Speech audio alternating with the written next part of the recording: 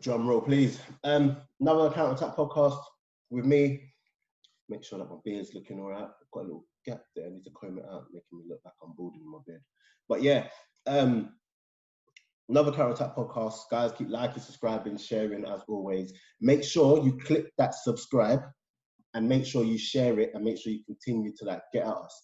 And I've decided that I'm gonna have to be better. All of us, me, Spence, Lamin, when it comes to social media. So now I'm here for the chat.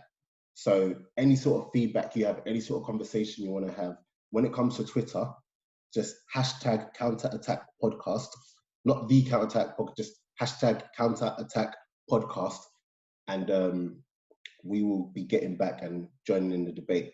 So today we've got a player that plays his trade, I don't know the words, but he plays out in America basically. And yeah, he's had his stint in England, and we're just gonna chop it up. And yeah, it's Lloyd Sam. So let me bring him in, and then we can actually chat properly, because we were literally just chatting away, forgetting that we actually had to do a podcast. So then, yeah, I just thought, let's just save this for the podcast. But I'm just bringing him in now. Mate, why'd you flip it over? Fam, I don't. Why are you sideways now, fam? It's you. Straight, fam, I haven't changed anything. So what? Is my thing sideways now? Yeah. Hold on. I don't know why. Honestly, I haven't changed anything from before. Hold on. So you just stayed as you were? I haven't changed anything. Oh. I stayed. I was just on my other phone here waiting, and now you're am I sideways on yours? You're sideways, mate. I don't know why that happened. I don't know if it's you or me. What happened there? It's not me. This is just a great. Hold on, let me. Oh, there you go. But the thing is, now I can't have my headphones in because it won't stand now. So I've got you on a little holder, but I can't with the headphones at the bottom. Do you understand what I'm saying? So that's straight. Hold on. Okay, that's better. Yeah, there you go. That's better. Yeah. All right, cool. What did you do? I just turned it sideways and then sideways again, and it came back. Hold on. All right, we good. Yeah, I mean, this has been an interesting start already. But yeah. oh, we're live, yeah, we're live. yeah. But yeah. So we've got Lloyd Sam here, everyone. Former Charlton, former Leeds, New York Red Bulls. Get me? I'm an old man now. I'm an old man, fam. I'm an old man. But you still look like what? I still look young, fam. Yeah. I still look young, but you know what I'm saying? I've been around now. Yeah, man. Yeah. But we were just chatting off camera or whatever. Yeah. What do you call it, about your time in Ghana? Like what was it that your dad was So my dad was chief executive for Ashanti Goldfields, which is one of the bigger clubs in Ghana. And I think it was like a summer holiday, and I was at Charlton at this time. And he was like, "Oh, do you want to play?" I think my brother played as well. My brother came out there. Shout out Andrew Sam. He came out there as well, and we both. Oh, is that your brother? Yeah. I think he follows me on. He loves football, isn't it? He works for UEFA now. Okay. Yeah, so he used to play. He played in Iceland. He played in America in college and stuff. So he's had a little career as well. He's doing well. Shout him out. So we were in Ghana, and my dad said, "Do you want to play?" These times I must have been at Charlton. I don't remember what year, but I probably shouldn't have been playing in the game. Yeah, was it a proper? Africa. Was it a friendly? You know what African tackles are like. Listen. So it was a little friendly. You know what African tackles are like anyway, because you played in Nigeria. Just protect your ankles, bro.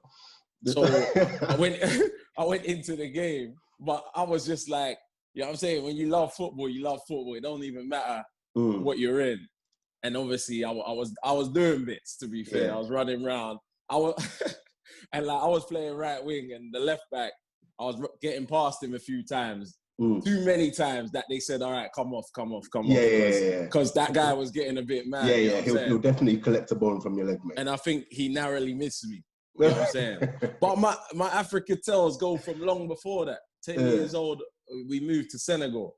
Yeah. And that's where I think I really learned like the mental side of the game, how to play like in hard conditions. And like I was a good player coming up, and there was one game I remember that's never left me in my life. There was a guy on the other team called Romario. He's an African brother, but he's just called Romario. And like, we were playing under 10s. He looked about 18, 19, and he was marking me. Yeah. And it was hard for me to get a kick that day. I remember after the game, I cried. And I remember it was tough, man.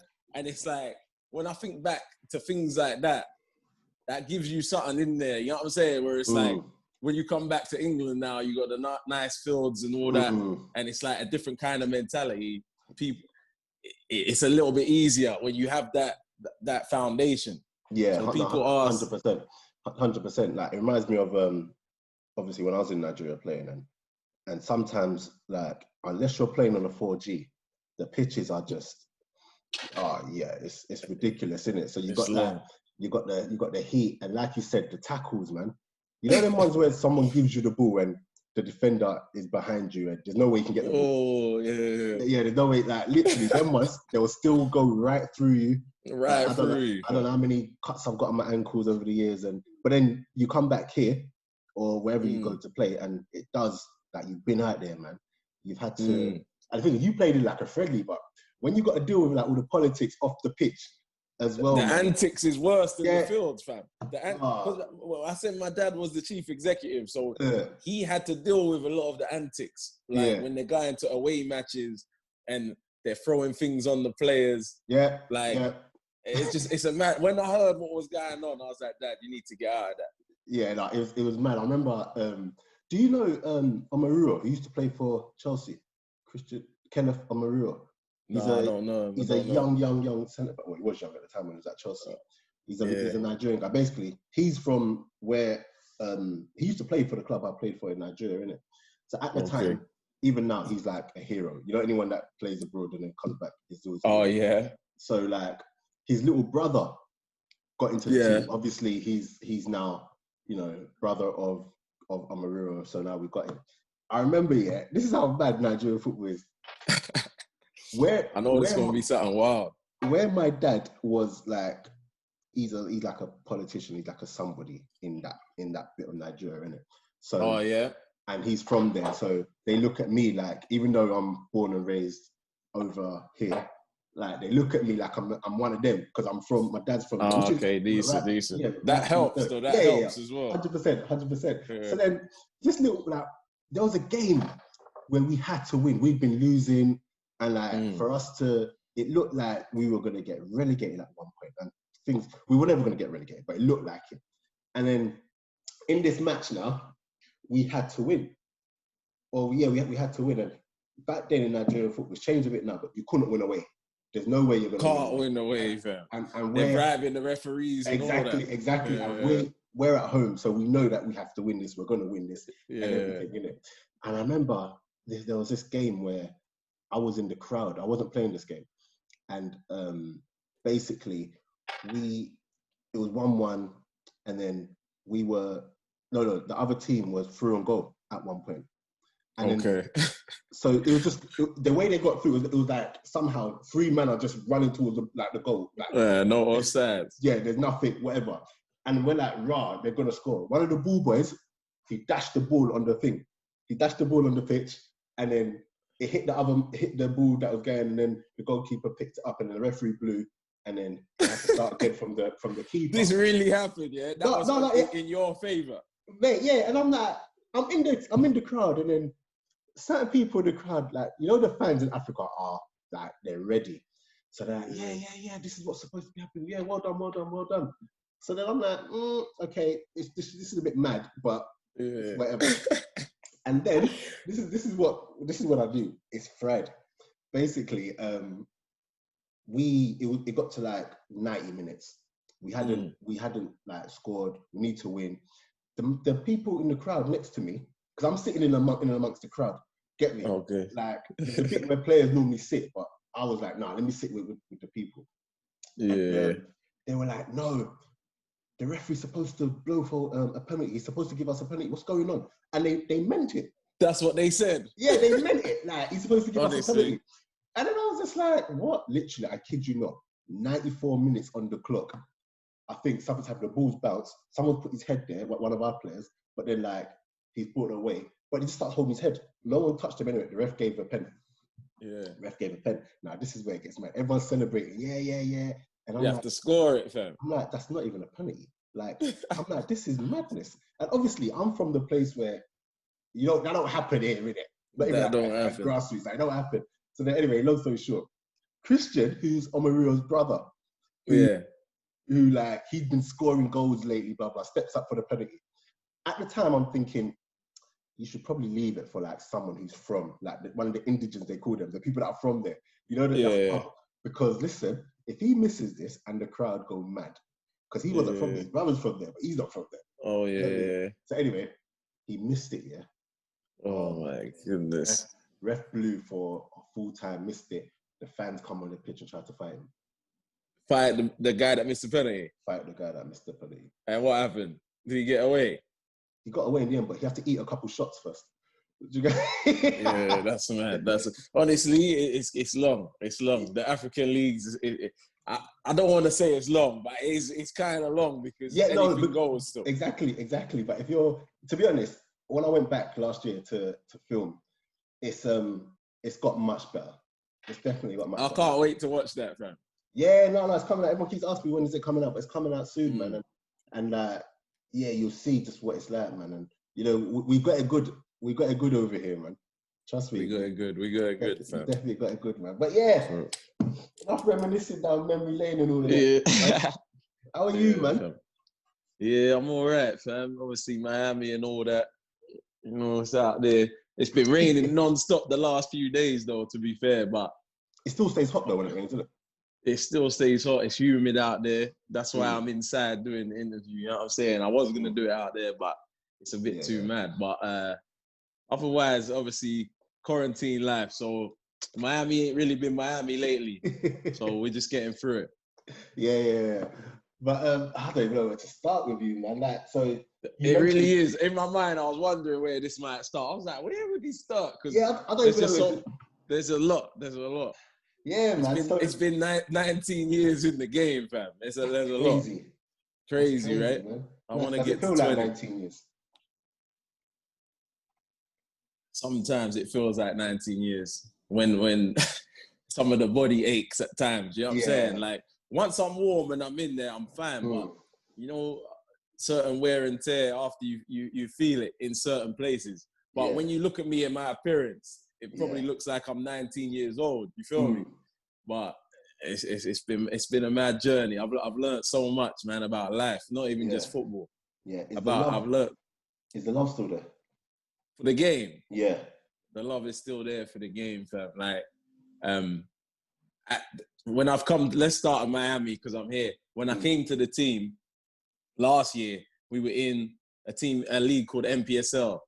So that's like, it's the third or fourth tier of football in America. Now we're in the USL. It's the second one. We moved up a couple of leagues, but that was a real eye-opening thing. Like, I was playing at like certain places, high school fields at times. Our ground was all right, but if we went away, it was mad. That was a real eye-opener. And like, I was going to talk about that with you actually, like, because you're a player that's played at the highest level.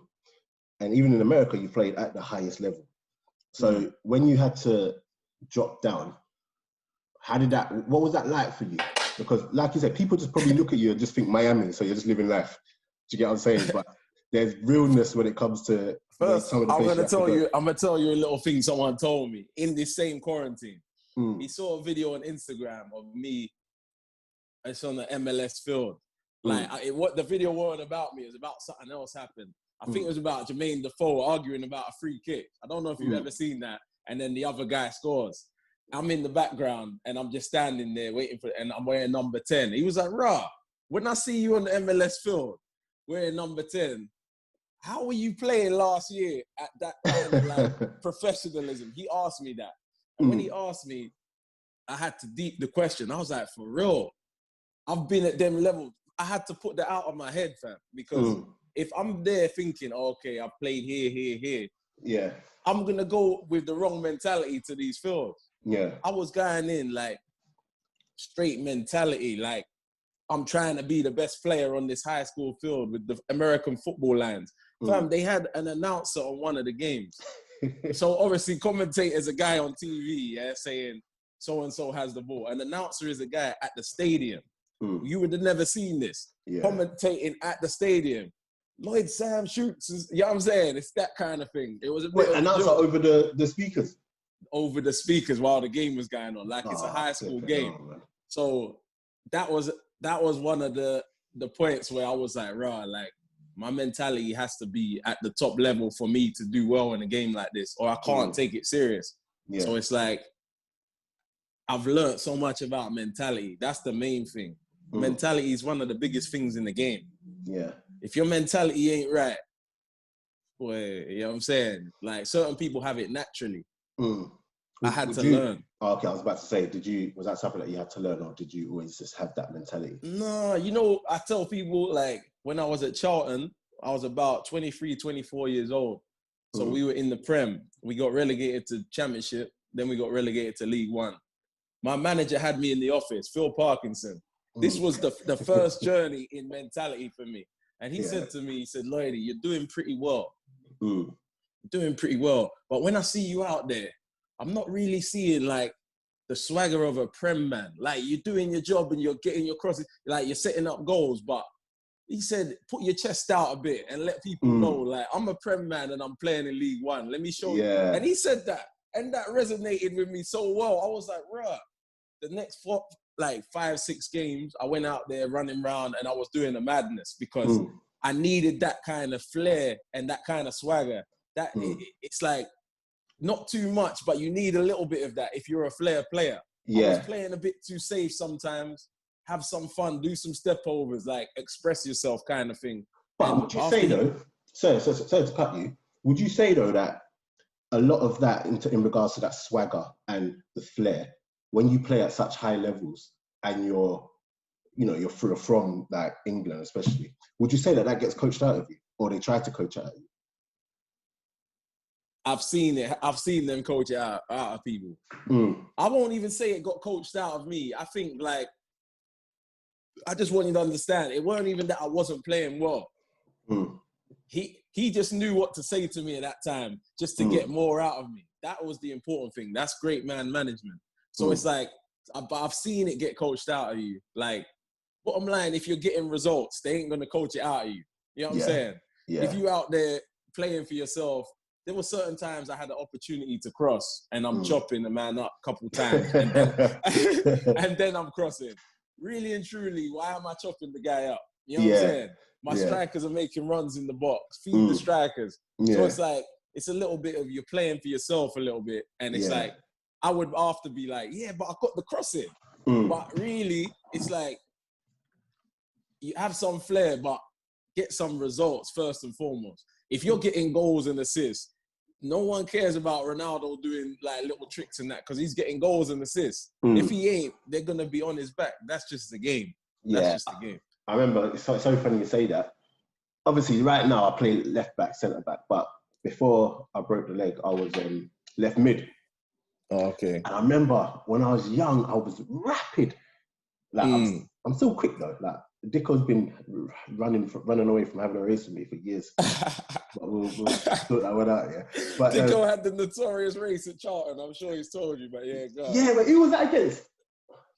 I think Eisel was in there and a guy called Yassin. There might have been someone else, but his power came through at the end and he won. People weren't happy, man. this guy. Because Dicko was a talker at that point. So it's like... He still is.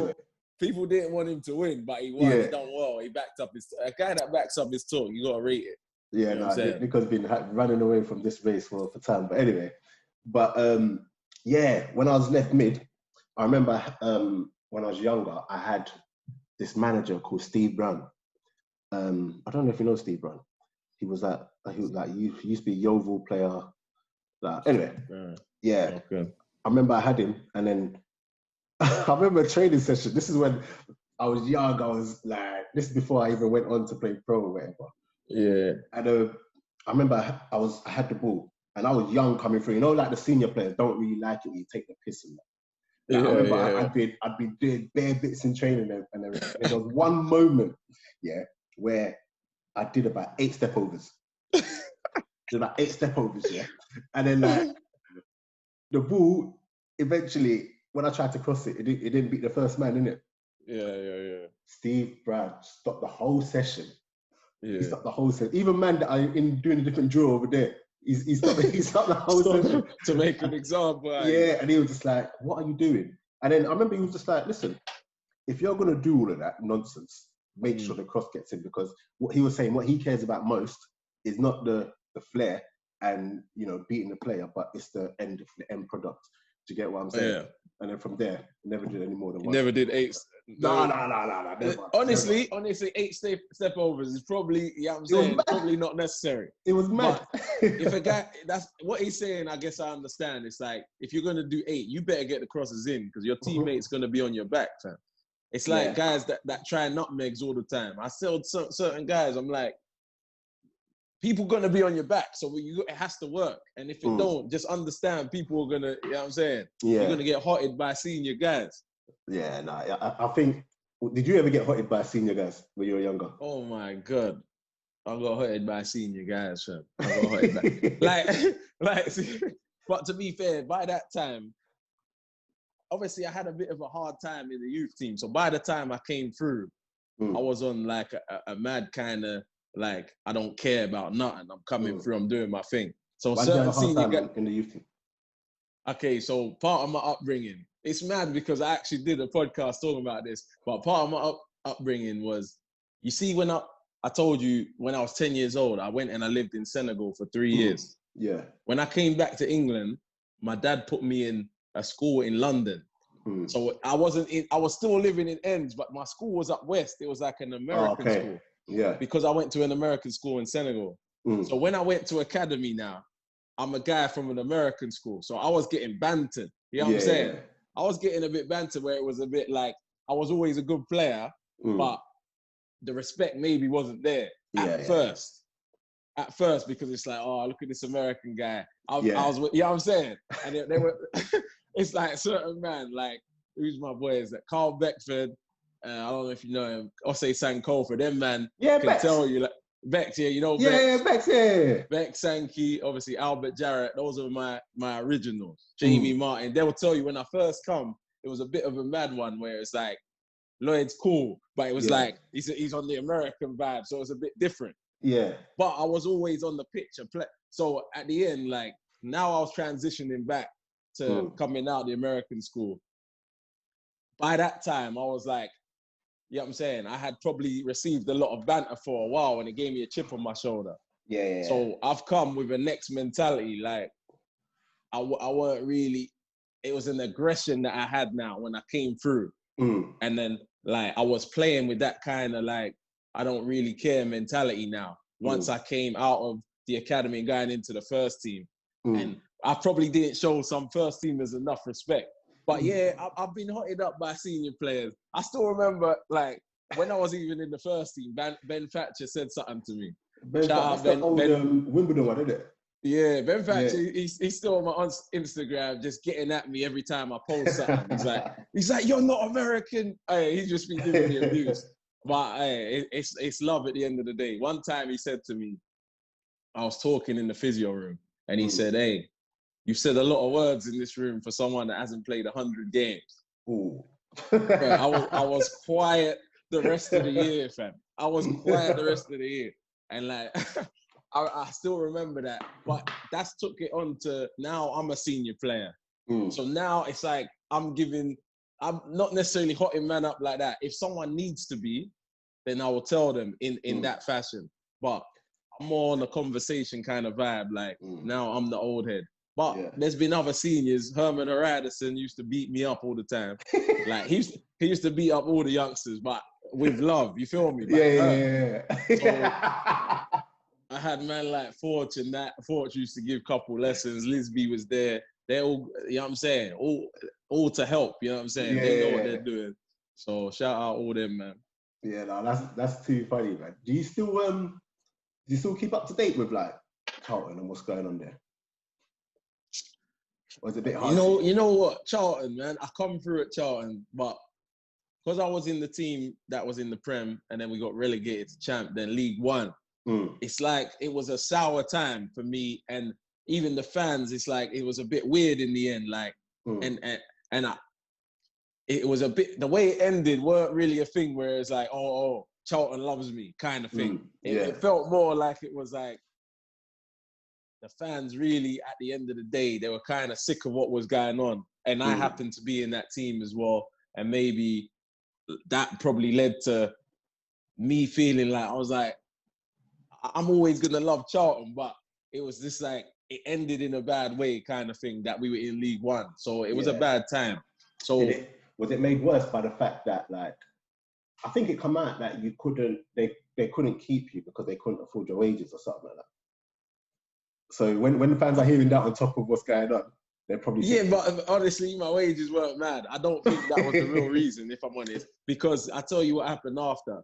I went to Leeds for 2 years, and then I remember there was talk of me going back to Charlton, and Chris Powell was the manager then. Okay. Chris Powell, obviously, I didn't mention him as a senior, but he helped me a lot, and it was always known that he was a big admirer of mine before, and now he was manager.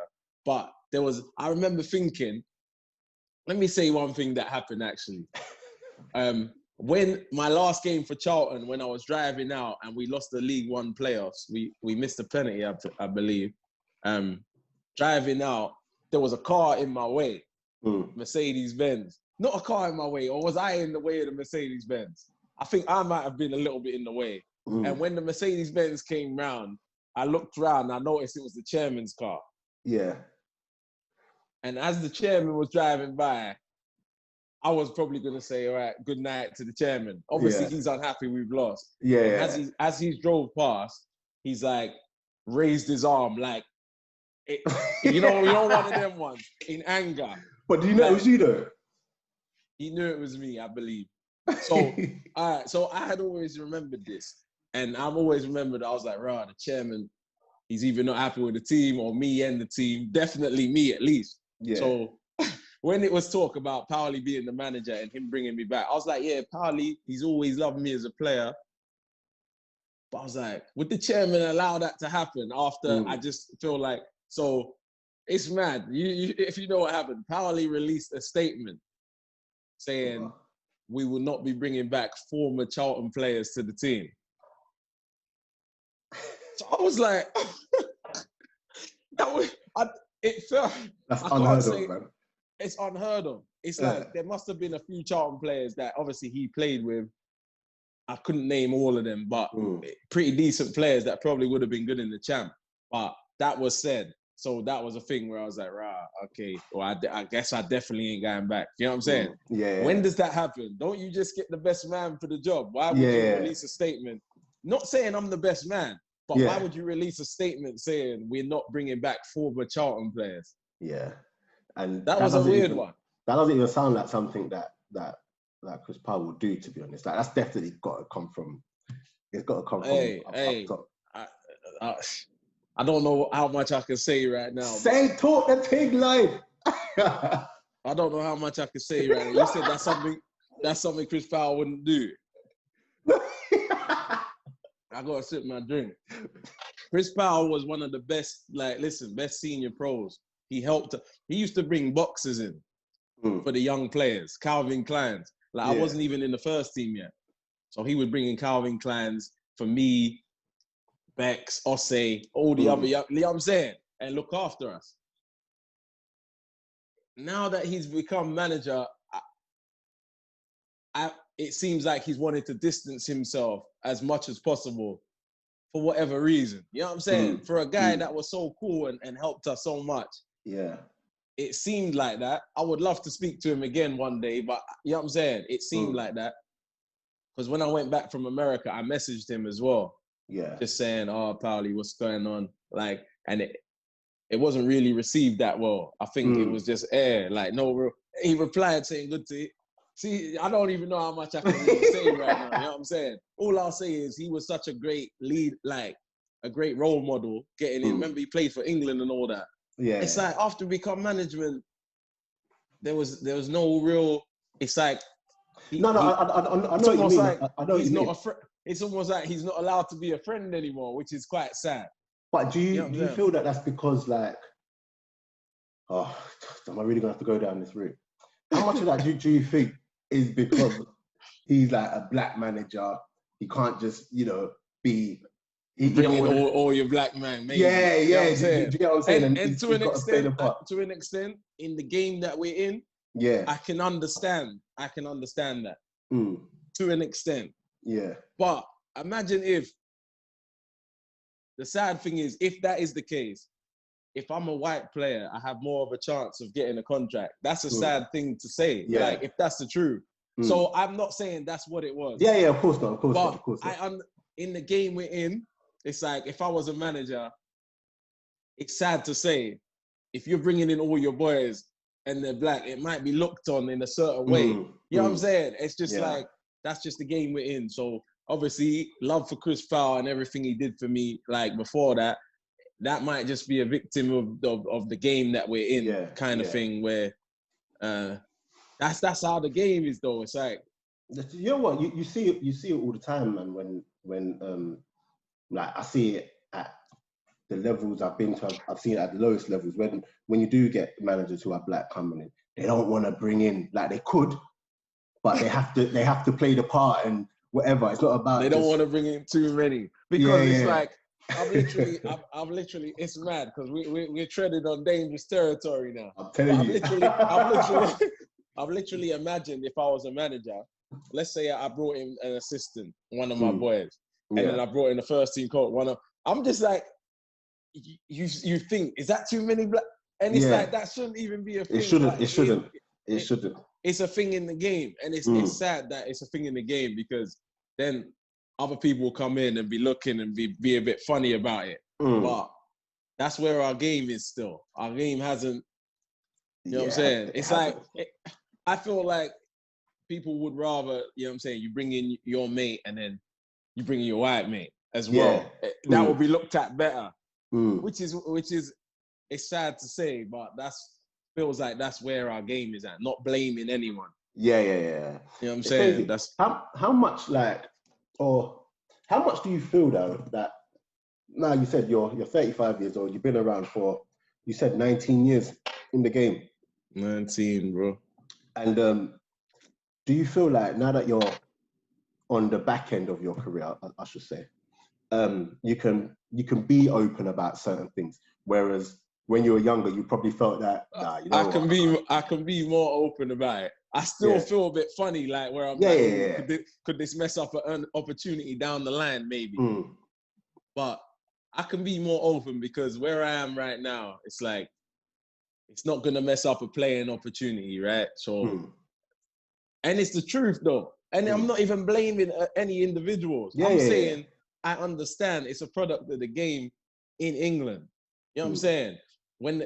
If the team is all black players, there's going to be something said. Yeah. You know what I'm saying? Yeah. There's going to be something said. When Arsenal had the back four that was all black, they called it the black four. Not saying that was a problem, because... Not saying that was a problem, because Arsenal, it just seems like, was more of an international club anyway. So Arsenal's proper diverse, bro. It's kind of, but the game, when I was first coming through the game, like, certain men were encouraged to cut their hair and all that when they had the mad plaits and all that. And it's like, is that right? See, that's the thing. Right? And then if you were a player that had all the plaits at them ages, you probably would have done it. You would have done it. You probably would have done it. Because that's how you know what I'm saying? It's like, you would have done it. You would have done it. But then you at 35, if someone said, nah, you can't put the little brown bits on the top of your hair and whatever, you'd be like, nah, piss off. Where I am right now is, if someone said to a younger player, hey, you should cut your hair, I would say, hang on a minute, why exactly should he cut his hair? Just explain to me. And I would say that to management at this point, because I've realized I'm a pretty fair guy when it comes down to things like that. It's like, even if it don't, sometimes things put me in a worse situation, but what's real is real, what's the truth is true. Like, they won't see a problem with why they're asking a black guy to cut his plaits. Yeah. You know what I'm saying? And I'll be like, why is that a problem? That's his culture. Yeah. Like, let people be themselves. You know what I'm saying? Yeah. But it's like, but you know what? I'll give a counter for that argument, because there was a time a white boy had curtains and he was asked to cut his hair and he cut it. You know what I'm saying? So I won't say. Even that, but even that is still wrong. Even that is still wrong. So it's not always a black-white thing. It's just like. But the thing is, when I was asking you about, do you feel like you can speak more? I wasn't even talking more about race. I was just talking about whatever in general, because you know a lot of the time you speak to, well, these young pros.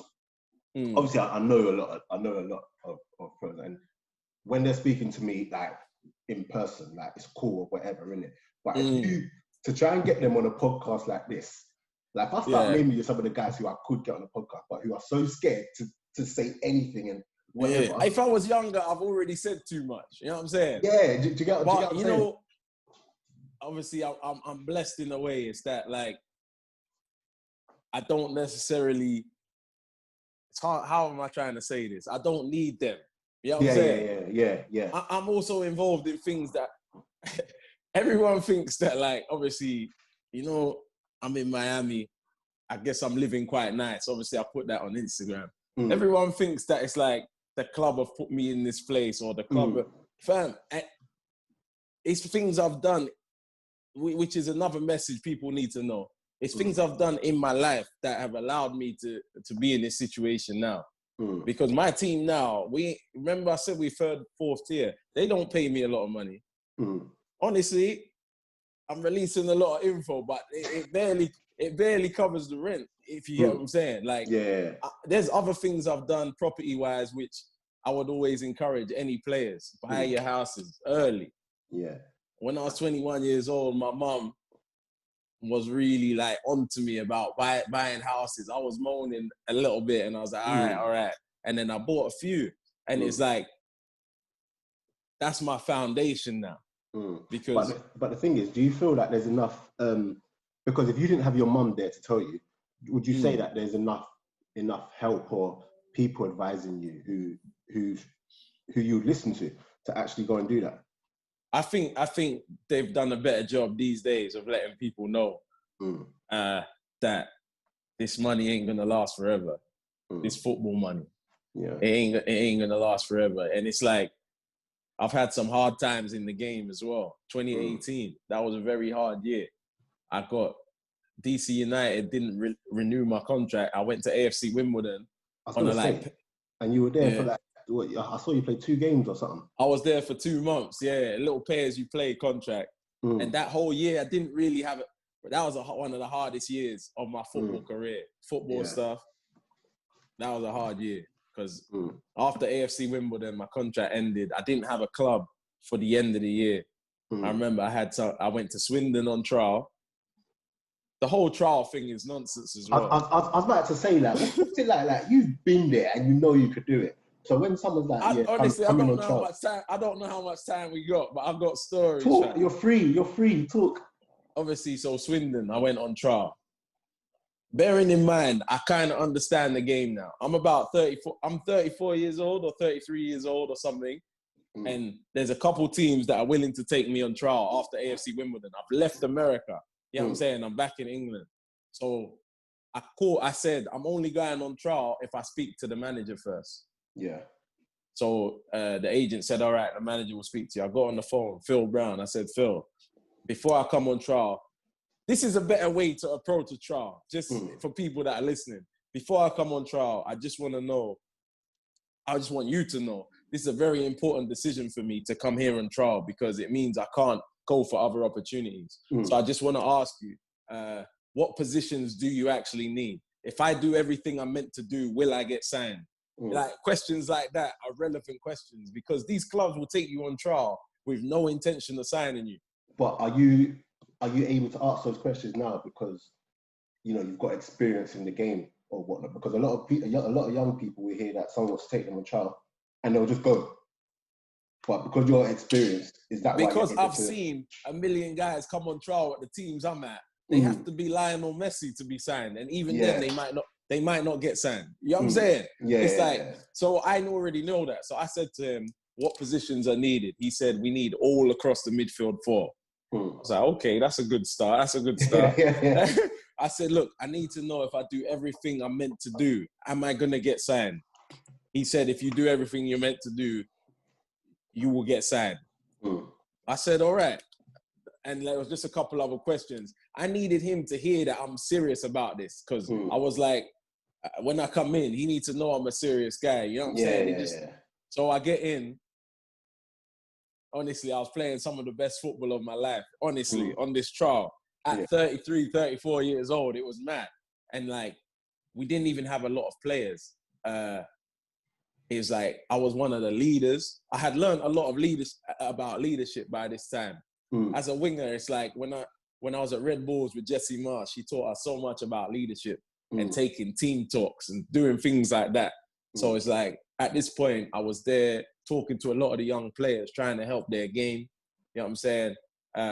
Just very vocal, very involved. Sorry, very quickly, on that, the leadership thing, you say that it's, you mentioned your manager at Red Bulls used to teach you. Yeah.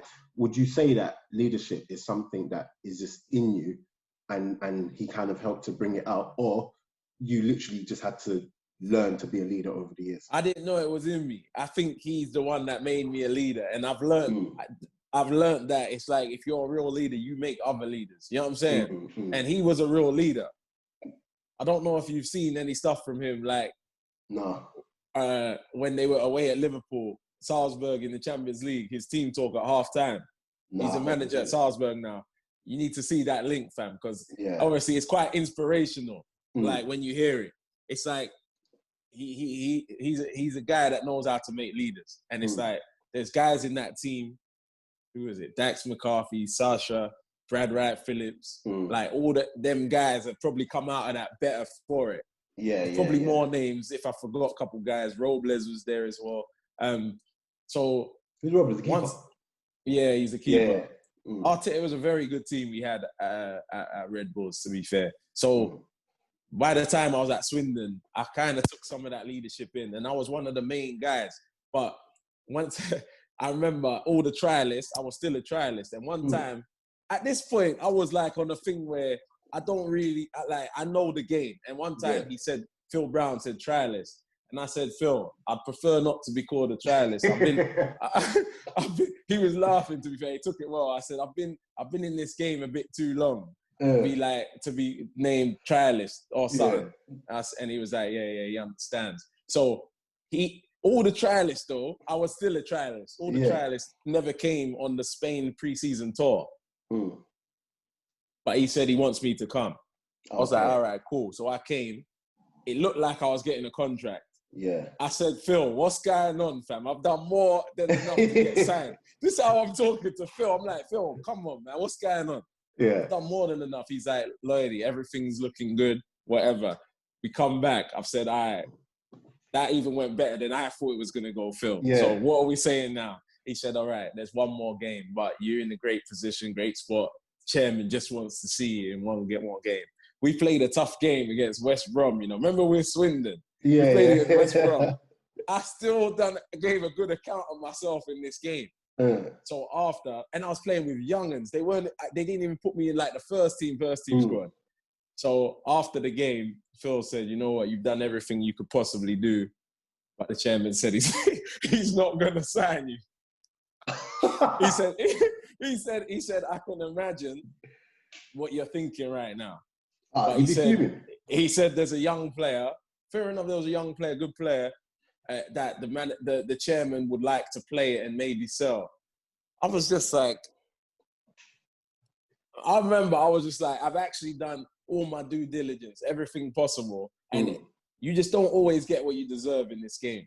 Yeah. So after that, it was mad. Like, I remember I was upset. But on my drive down from Swindon back to London thinking, how can this happen? Like, yeah.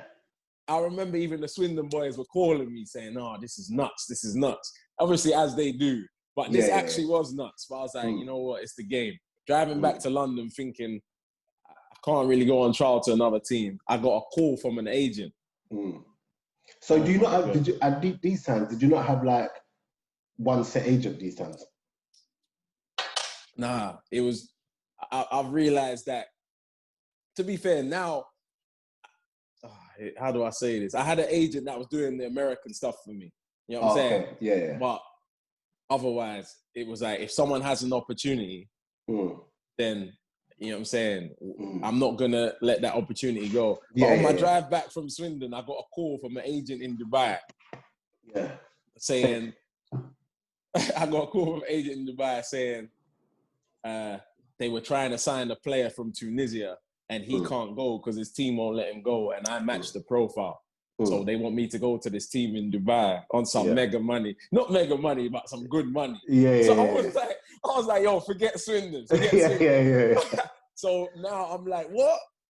When you want me to come? He's like, I'm going to send you flight itinerary, all this stuff. We want you to come over here, do the medical and this and that. We need to move quick. I was like, what? This is right as I'm driving back from the game. So once I get back, the guy's like, all right, we need to do okay, so then there was a problem. This was a hard time for me, honestly. Then there was a problem. He said, the club just paid for a work permit for that other guy in Tunisia. Yeah. So he's saying he won't pay for another work permit because he don't trust me. Listen, this is the scam that's coming, fam. Like, people need to hear that there's football scams. So then I was like, all right, we'll sort it out and then get back to me. What you call it? Basically, that kind of thing. Bad problems, no solutions. So then he's trying to sort it out after a day or two. He's like, look, speak to the GM of the club. I spoke to the GM. I was like, what's the problem? I'm ready to come play for this team. What's the problem? He's like, no, I don't trust that agent. No. I said, all right, well, I'll just fly there and then we'll talk about this. You know what I'm saying? Because the money was so good. I'm like, yo, I'll spend my own money to fly and then forget everything else. So then they said, nah, it's the work permit. You can't fly in and come in without a work permit. I'm like, I could come in on a tourist one. And then they said, nah, but they'll make you leave. And they had all this elaborate plan. So in the end, he was just like, the agent was like, look, the work permit ain't going to happen. So this is what they wanted to happen, yeah? They said, they wanted me to offer to pay the work permit. Okay. That makes no sense. But they weren't saying pay the work permit, but they were saying the only stumbling block is the work permit. I'm like, how much is the work permit? Yeah. The work permit is like $700 or something, $700. So I was like, so what are you saying? Do you want me to pay the work permit? I was just seeing anything where someone's trying to give you money and they want you to give money first. It's going to be a problem. So I already know that in my head. So I was like, so what are you saying? And he said, you know what? I'll put the money up. And then he was like, I've only got 300. I need like 400 or 500 more. Wow. So I was like, you lot on a joke thing. I remember I got my family together. I was like, look, this sounds like a scam. Yeah. They want some money for the work permit is what it seems like. I'm a smart enough guy to be like, you know what? But I said, you know what? I'm actually so desperate that the 1% chance that it could be real, I'm actually going to pay the 400 or 500 and hope that it's real. And that's so mad, like the fact that people don't see these bits in football. They just see on the pitch thinking everything is all good. So, fam, I was so desperate because the Swindon thing didn't happen. And I didn't have other clubs to go to right then. So I said to my family, like, honestly, that's what it's looking like. I was so stressed out for 5 days arguing with this agent. So in the end, I said, all right, I'm going to send you the 500-600. You know what I'm saying? And after I sent the 500-600, he said he needs more. Wow. He said he needs more. So at this point, I was like, yeah. You can laugh about it now, though. Now I can. So obviously, after he said he needs more, I was like, I haven't even mourned the Swindon situation because I was happy. So now I have to mourn the Swindon and I'm down money. Hey, it was mad. Football scams, fam. So I was just like, bruh, they're going to do this to someone that has nothing in like, you know what I'm saying, a small country. They're going to probably give their life, you know what I'm saying, savings to pay. Thank God that I've had like money in the past, you know what I'm saying? But even then, I had been without a club for a while. So it wasn't really a thing where I'm trying to throw away a few hundred for nothing, you know what I'm saying? Yeah. So in the end, I was like, all right, that's a scam. So it's like, that was put to the side. I ended up reaching out to the club itself and an agent that's done real deals with the club that I found through Instagram. And he was like, wow, this paperwork looks real. They sent me a full paperwork. It said the name of the club, the GM. They were like, it looks real, but that's not real because the team has already got their max amount of foreign players, so they can't sign anymore. So right then, I remember I was down in the dumps. Next thing, a team in Malta came. It was just like one thing after another. The team in Malta was talking some nonsense about, come out, we want to see you. I said, well, if you want to see me, send the flight. Now I was angry at football in general. I was like, stop the talk, send the flight, and then we could do it.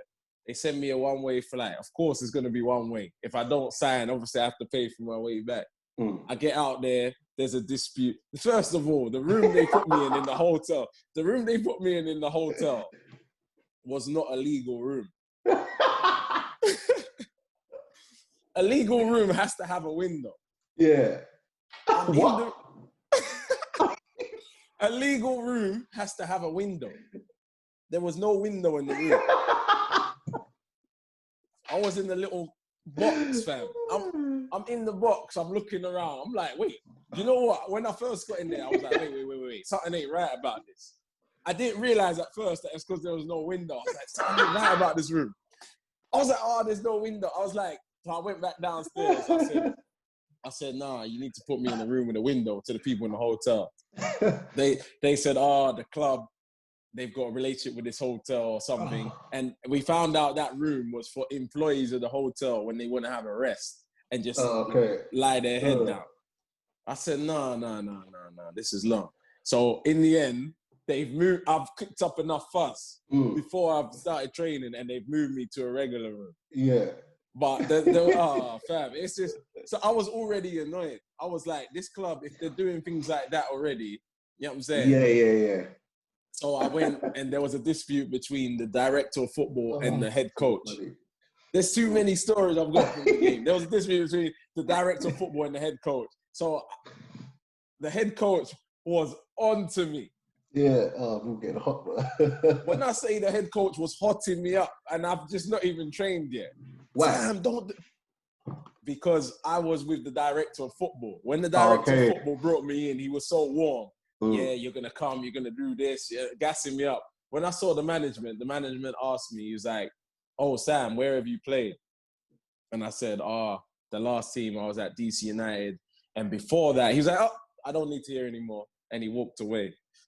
I was like, that was my first interaction with the head coach. Bam, all right, I'm going to tell you one more story from Malta before I end that story because this happened, it was Swindon, the scam, and then Malta, all in quick succession. All right, so there was a friendly game I'm meant to play. And I'm meant to be seen, but he's put me on the bench. I'm meant to play this game and then they're going to figure out if they're signing me. So when I'm hearing I'm on the bench, I'm like, all right, that's odd. Anyway, so I'm on the sideline. You're going to hear how irrelevant what this is. I'm on the sideline, sitting on the side of the field. Like, it's a turf field with my legs outstretched. Yeah. The linesman is in front of me running up and down. That same manager that's been on me, he's hotted me up a couple times. I ain't even told you about the other hottings. I was like, this is mad. He turned around while the game is going on. Yeah. And said, Lloyd, what are you thinking? Why are your legs outstretched? You're going to trip the linesman. Yeah. I was like, he's worried about that while the game's going on. Yeah. The linesman ain't even worried. Yeah. After that, I was like, I'm out of here, fam. I don't need this, fam. Do you know what I'm saying? Yeah. The manager he's worried about me tripping up the linesman in the middle of a game when he's meant to be doing tactics. So after that, I come on for 20 minutes. I weren't really into the game. I was just trying to get back home now. I was this is long. I can't fight the manager and try and get a contract. So after them experiences, I was like, look, I'm over football at the moment. That's what I'm saying. But then, you're going through those things, and then how easy is it, or how hard is it to not look at football and just be like, I'm retiring? No, at that point, I was like, yo, it's long. I'm not going through these trial experiences when I've been at certain places in the game. Now I have to do this. And it's it's not even a fair trial. I'm coming in with disputes and the thing. So I go back to England and I book a course.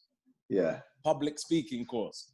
Because I just wanted to get better talking in front of people. Because I can talk in a football setting about football, but if it's other people, I'm more like, I don't really want to be like talking. Like, I'd rather be in the background. So I booked the course. That was an amazing thing. Like, because I've come from a football background. Now I'm with like regular people interacting. I'm like, rah, everyone's got a mad story. Like real people, you know what I'm saying? So what happened? I'm chilling, not even looking for a club. Falkirk in Scotland said they want me to come. Some agent is still working. I was like, bro, I'm not going. I've got my course. It's every week, and I'm actually looking forward to it. Just leave it alone. Oh, right. So your head was literally not there. I was done. He kept calling me. I said, the only way I'll go Falkirk is if they give me a contract and the manager calls me and offers me a contract. I don't want to hear it from no agents. I need to know that the manager is for me. This is me, like, you know what I'm saying? Opening up to the idea where it's like, I said, I really want to do my course though. I'm really enjoying this. So the manager called me. I was like, fuck. Excuse my language. I was like, damn, the manager's calling me. Bleep that out, man, because family might hear this. But I was like, no, I don't really want. So the manager called me and I just told the manager everything, the truth. I said, look, I'm really into what I'm doing. I've had some bad experiences recently in the game. And I'm not really into coming all the way up there for some trial that I know how they normally end up. He said, look, I assure you, Lloyd, we need this, we need that, blah, blah, blah. I said, all right, well, I'm not missing this course. I have it in 2 days. So he said, look, why don't you go for this course, then come up after, train with the team and see. So because it's from the manager and he seemed like he was into it, I went up to Falkirk after that and I missed the course the next week. Okay. So, because I was at Falkirk for like maybe 2 weeks. At the end of my trial at Falkirk, he said, our team's doing so bad, we can't even sign wingers. Oh, flipping hell, bro. So I'm like, you wasting my time. Fam, I was a winger before, and I'm a winger. So can you imagine where my head is at now? I was already done. So I came back. And now you missed the course as well. I've missed the course, and I missed 1 week of the course. And the thing is, that upset the course a little bit, because I missed 1 week, and I had to go back and to the public speaking course, and I had missed it. And they said, oh, you have to do what you missed last week. And I had to go up and talk, and I was uncomfortable, and I had a meltdown. Oh, it was just terrible, fam. It was terrible. So at this point, I was like, listen, football thing, it's long. Next thing, I said to my family, look, January's coming, there's a little window. I'm going to keep fit just in case someone actually wants me. But my head isn't there. I was 34 years old. I was thinking, this is long now. And then the Miami FC thing came, thanks to my agent. How did that come? My agent Remy. My agent got a good relationship with that club. He's brought a couple players there. And is Justin out there?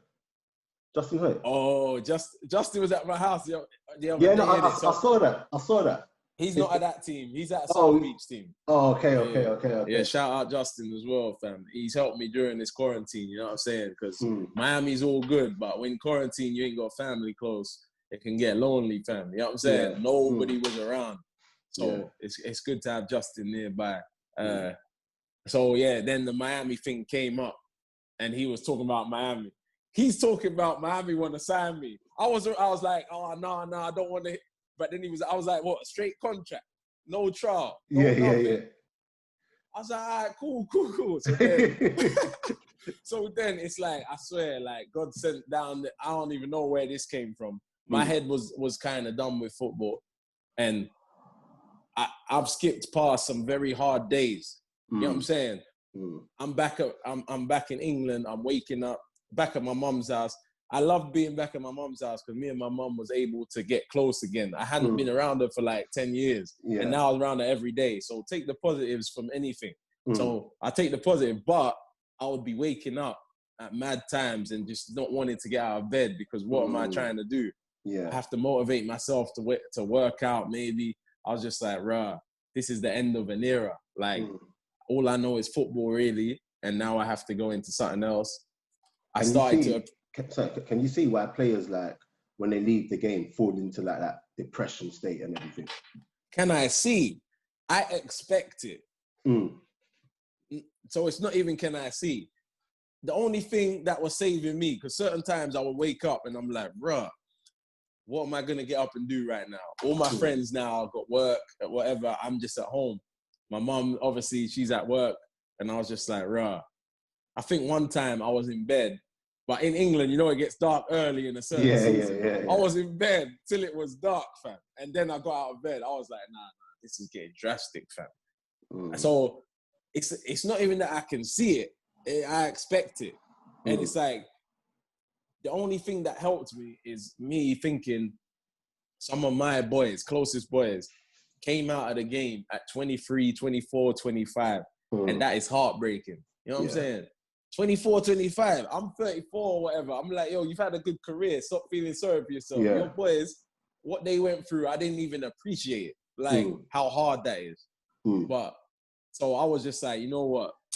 Go do your public speaking course and let's do something else. My mom always says the latter glory will be better than the former glory. You know what I'm saying? So that's one thing that has always stayed with me. Saying, proper one, the latter glory. So I was just like, look, you got to reinvent yourself, come with something new. But I was just like, rah. I think I even spoke to some of my boys and I was just like, fam, I didn't realize like this is what you was going through. This is mad. Is it? Are you able to? Sorry to cut you. Are you able to talk to your guys on the level? Is it easy because they've been in the game where you can actually let them know your struggles? Because you've been in the game for so long that people might just think, "Nah, you're good." So when you tell them about these things, are you able to actually be real with them? One thing about me is I'm gonna be real regardless. You know what I'm saying? If I'm struggling, I'm gonna say, "Yo, I'm struggling." Yeah. And honestly, this quarantine, I went through a little hard period as well with loneliness. Yeah. As I was saying, like, it's like, obviously, what you see on the gram, so I'll post the good days. There's certain days where it's like, I might not have seen no one, you know what I'm saying, for a long time now. Our team did start doing workouts together, so it was a bit better. But there were certain times I was just like, thank God for FaceTime, because I'm FaceTiming my family pretty much every day. I'm isolated, like, in Miami. There's not, I haven't got a lot of real friends here. There's guys on the, it got a bit hard. So I can have real conversations with my friends and family just because the kind of guy I am, I'm pretty open. I'm pretty open to that because people think everything's all great. And to be fair, it is pretty much mainly Yeah. It's just, this is the thing that got me through is knowing that everybody's at home. Everybody's struggling. So it's like, in some ways, it makes you feel a bit better that it's not only you, which is maybe a selfish way to look at it, but it makes you feel better. Like, you're like, I'm listening. World, I just need to. I'm listening. I can hear you. I'm just putting on the line. So my friends, I mean, I keeps it real with them, man. They keep it real with me, honestly. Like, so we talk about these things. So they. But honestly, when I was back in England, I was like, I didn't really appreciate how difficult this was coming out the game. I always knew it was going to be difficult. But, you know, I signed for Miami FC. So that gave me some borrowed time. You know what I'm saying? A new lease of life. And in Miami, I got very lucky. It's like, I got very lucky to get there. And that's why I've been living. People see me enjoying. Because I was in such a dark place before that where I was like, there ain't going to be no football. Then I get to go Miami. 2019, one of the best years of my life. There was so much growth in me as a person. We were winning trophies. You know what I'm saying? My surroundings are beautiful. Yeah. You know what I'm saying? So it's like... Did it just make you just not fall in love with the game again, but just... Is it like a different level of appreciation because of what you had to go through? Definitely. Never take for granted when you're in a setup with a team. Because when you're going to the park on your own and you're kicking the ball and no one else is around, and you have to come up with your own drills. Isn't it so much better to get there and they set everything up? And you know what I'm saying? You got your boys around. So it's like, never take that for granted. It's like, get your security, take more years on less money than 1 year on a lot of money. In my opinion, I think that's always better. So... But that's it's so it's so good to like. Obviously, there's things that we're joking about and stuff like that, but it's so good that you actually know in regards to like setting yourself up and everything. Because, like you said, it could have been much worse for you if you hadn't done certain things before and everything. So, and that's something that I think a lot of players, maybe not the big ones, because you know, if you're on 300,000 a week, if you go broke, you're doing something wrong. Do you get what I'm saying? You know, but I got to say something on that as well. The guys that are on 40K a week, they spend, if there's a guy on 300 a week and he's spending 300 a week, and then there's a guy on 40K a week and he's spending 40K a week, they're still on the same money when they come out. You have to have something that you have to buy. The 40K a week guy should have some assets, hopefully. You know what I'm saying? But his lifestyle, you know, like football, you expect your money to be going up and then it's slowly up. And then when you get older, you expect it to come down slowly. It don't come down slowly. It's a cliff. Fam, I can't put my hair on this thing. Hold on. It's quarantine life. Fam, it goes like this and then it can just come off a cliff. Just like that. And it's like, people aren't ready for that cliff. Yeah. Sometimes it can go down slowly, but the cliff, if you're on 40 a week and it's just zero, you would like it to go 40 to 20 to 10 to 5. So you got some time to adjust. I've been able to adjust. Like, things have gone in a way that I've been able to figure out, like my finances, and you know what I'm saying? People think I'm on some big money in Miami. I'm like, you wouldn't believe, you know what I'm saying, what it is. It's not big money, but I'm all right. But that's the reality of football in general. I think when people see you playing at a certain level, they just expect everything to be good, but they don't realize you have to hustle for your money just like every other person. Do you get what I'm saying? It's not easy. I remember when people saw me play for Nigeria, I remember coming back. Did you play for Nigeria first team? Oh, come on, bruv. Like, national team. Do the Googles, fam. Hey, fam, I'm about to get my phone. Hey, do the Googles, fam. So yeah, you got caps. Fam, I got what? 6 caps for home base? 6 caps. Bro, but had I not gone to Sunshine in Nigeria, I didn't know you had caps, fam. Yeah. I never would have like got those caps because Nigeria, I'm not gonna lie to you, bro. That fast track is a real thing, bro. So what's that? if you never went to where? If so, basically, because I was based there, and my I could say this now, innit? But don't say you paid, son. No. My dad's who he is, and people be doing that though. What? Listen, honestly, you're probably better off just paying, like, because that's what's happening out there. Listen, there's some people who, I don't know if it's still going on now. It probably is, but you're in the team. That's a politician. That's right, isn't it? There you go. You know what I'm saying? So you know all these people are in cahoots with each other and everything. And to be honest, I know for a fact, had I not ever gone to Nigeria, I never would have. I know that for a fact. If I stayed here, I wouldn't have gone. But I don't care. Do you get what I'm saying? Like, I got one cap. I got one cap still.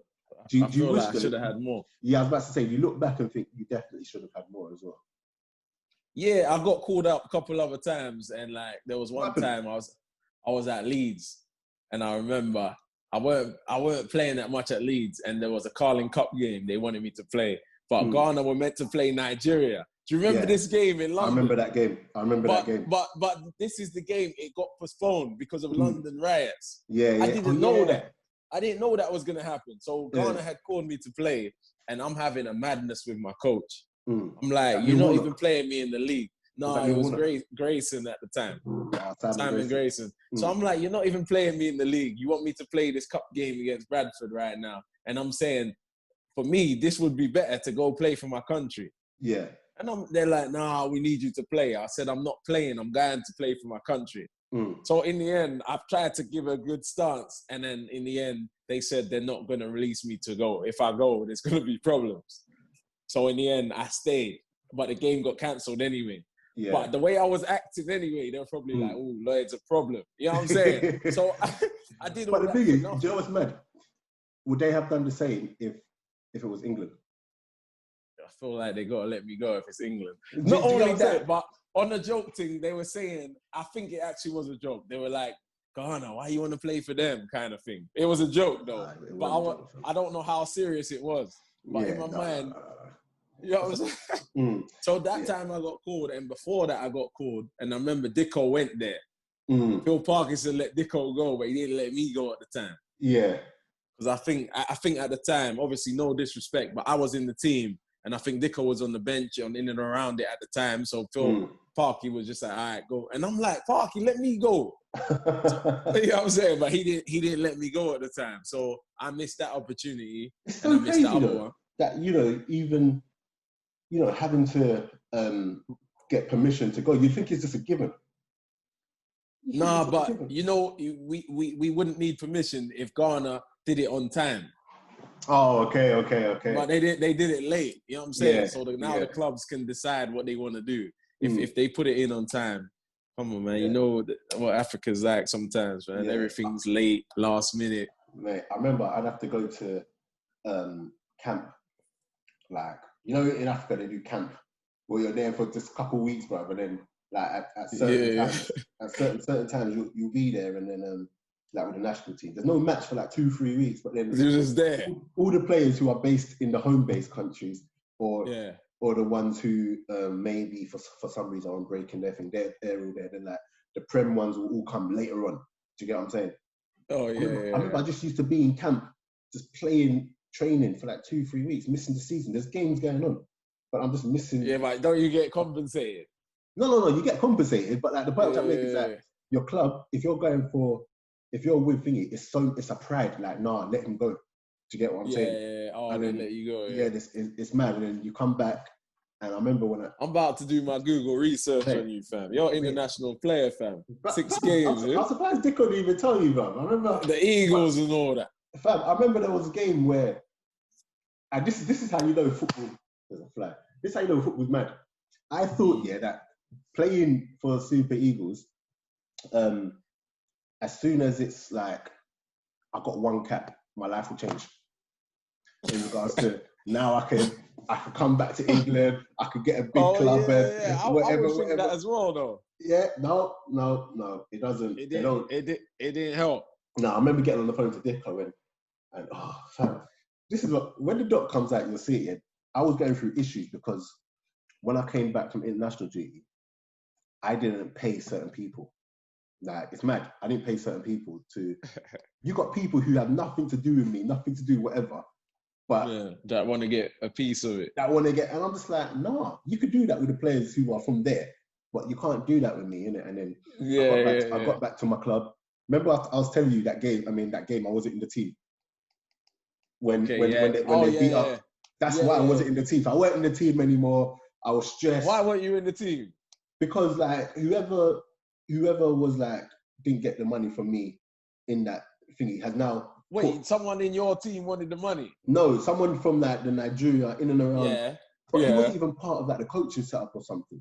It's like a politician who's got a friend who's a coach and then he's now friends with like the chairman of my club, and there's all these different political parties and so I was out of the team now. I remember it got to the point where the fans were like imagine the team ain't doing well. I've been playing well for the club, innit? The team ain't doing well now, and then all of a sudden I'm not in the team. I come back from playing with Nigeria. I'm not in the team. With Nigeria, you're not in the team. Yeah, but then I'm seeing like they're seeing me in the town sometimes in my nice car out there, and they're like, hold on, you're meant to be injured. Do you get what I'm saying? But we see you like here kicking the ball like with your friends and whatever. And then I remember I was getting like death threats. Like, and I was just like, you know what? I remember getting on the phone to Dicko. I was like, Dicko, like, listen, get me out of here, innit? Like, I know you got some sort of link or whatever. Just get me out. And Dicko like, boy, you know what? Yeah, right. Blah, blah, so wait, what you're saying is you didn't pay someone to do what exactly? That put you into Nigeria too. No, this is it, like, bro. Like, I'm there, you know. I'm there, like, and then basically someone's like, I'm not gonna mention his name, but like, he's basically like, Dapper, you know, you're in the team. You know, had you not been in the team, had certain things not gone your way, this wouldn't be possible for you. Blah blah blah. Yeah. Like, you have to. So he's basically saying he pulled strings to get in there. Bro, so now look after me. But the thing is, you hear this all the time, innit? You hear this all the time. But then this man actually, I don't know, he had some sort of weight to him. And he didn't like the way that I spoke to him because it got to the point where he was literally being a bit like, trying to get a bit aggy with it, innit? And then... Oh, seriously? Yeah, I had to hot him up. And then, you know, that whole thing comes in of, like, the respect thing in African culture. You know, you can't speak to adults a certain way and blah, blah. And you hotted him? Hotted him. And then, so he turned around and took out your club team? Got me taking out my club team. And aren't you asking the manager what's going on? Like, what? Yeah, you got no say because he just come from Nigeria. Yeah, but team. he's at the same time only in that position because he's got a hookup. It's not even like the right man for the job. He's got a hookup.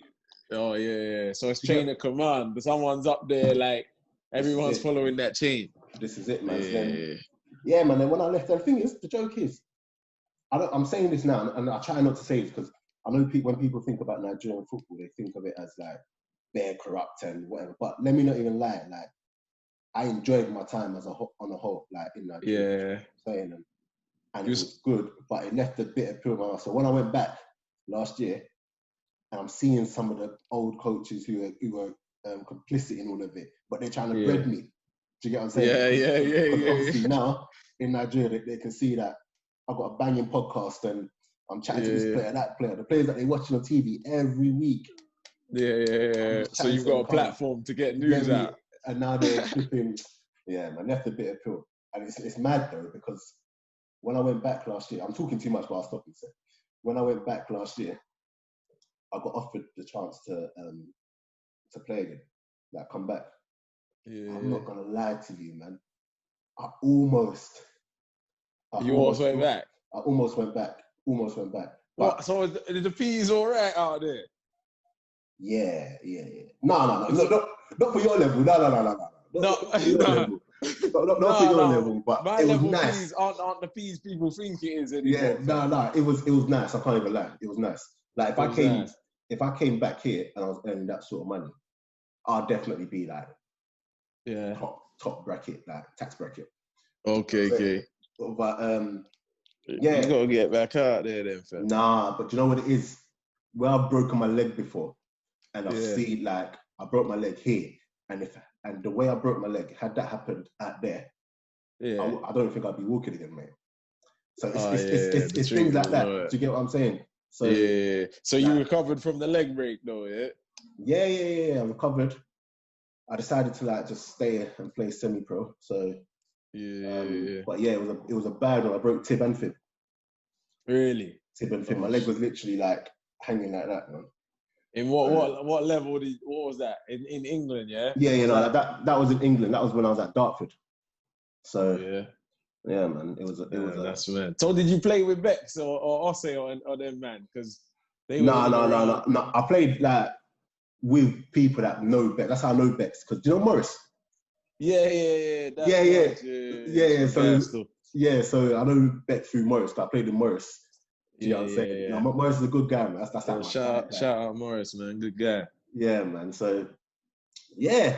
But anyway, like, bro, we've spoken so much. Ain't even spoken about your time in flipping. It's mad. There's so much like that we ain't even covered, fam. That's what I'm saying. So like, you go to New York now, and at the time when you went to New York, if you need to go at any point, just say it. Let me top up this drink real quick. Go on, top up. Hold on. I don't need to go. I got time. Hold on.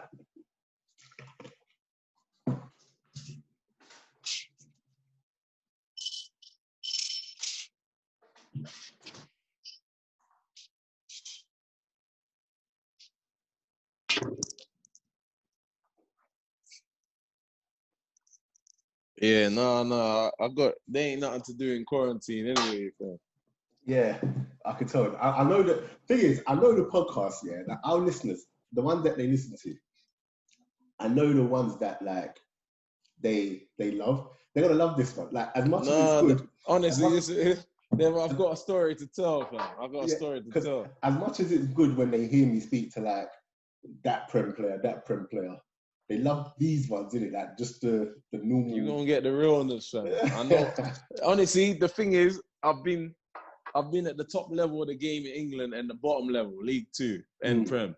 Then I came to America, top level MLS, and I've been at the bottom level. So I've seen it all now. You know what I'm saying? That experience I've seen is just like, it's too good. And I don't think there's a lot of players that could say that. Nah, there ain't. And like, you see how you've come to, you went to New York. Yeah. Was that because you were you struggling to find a club in England, or was the New York one an opportunity you just couldn't? So Leeds United, that was an interesting experience. I'll quickly say, Warnock came at the end, but at first it was Grayson. They signed me. I went to Leeds from Charlton. Remember I told you the Charlton madness with whatever. First, I think 3 or 4 games at Leeds. Yeah. I think I scored 3 goals in the first 4 games. I weren't meant to be starting, fam, because I had Snodgrass injured. Yeah. And I had Max Gradle.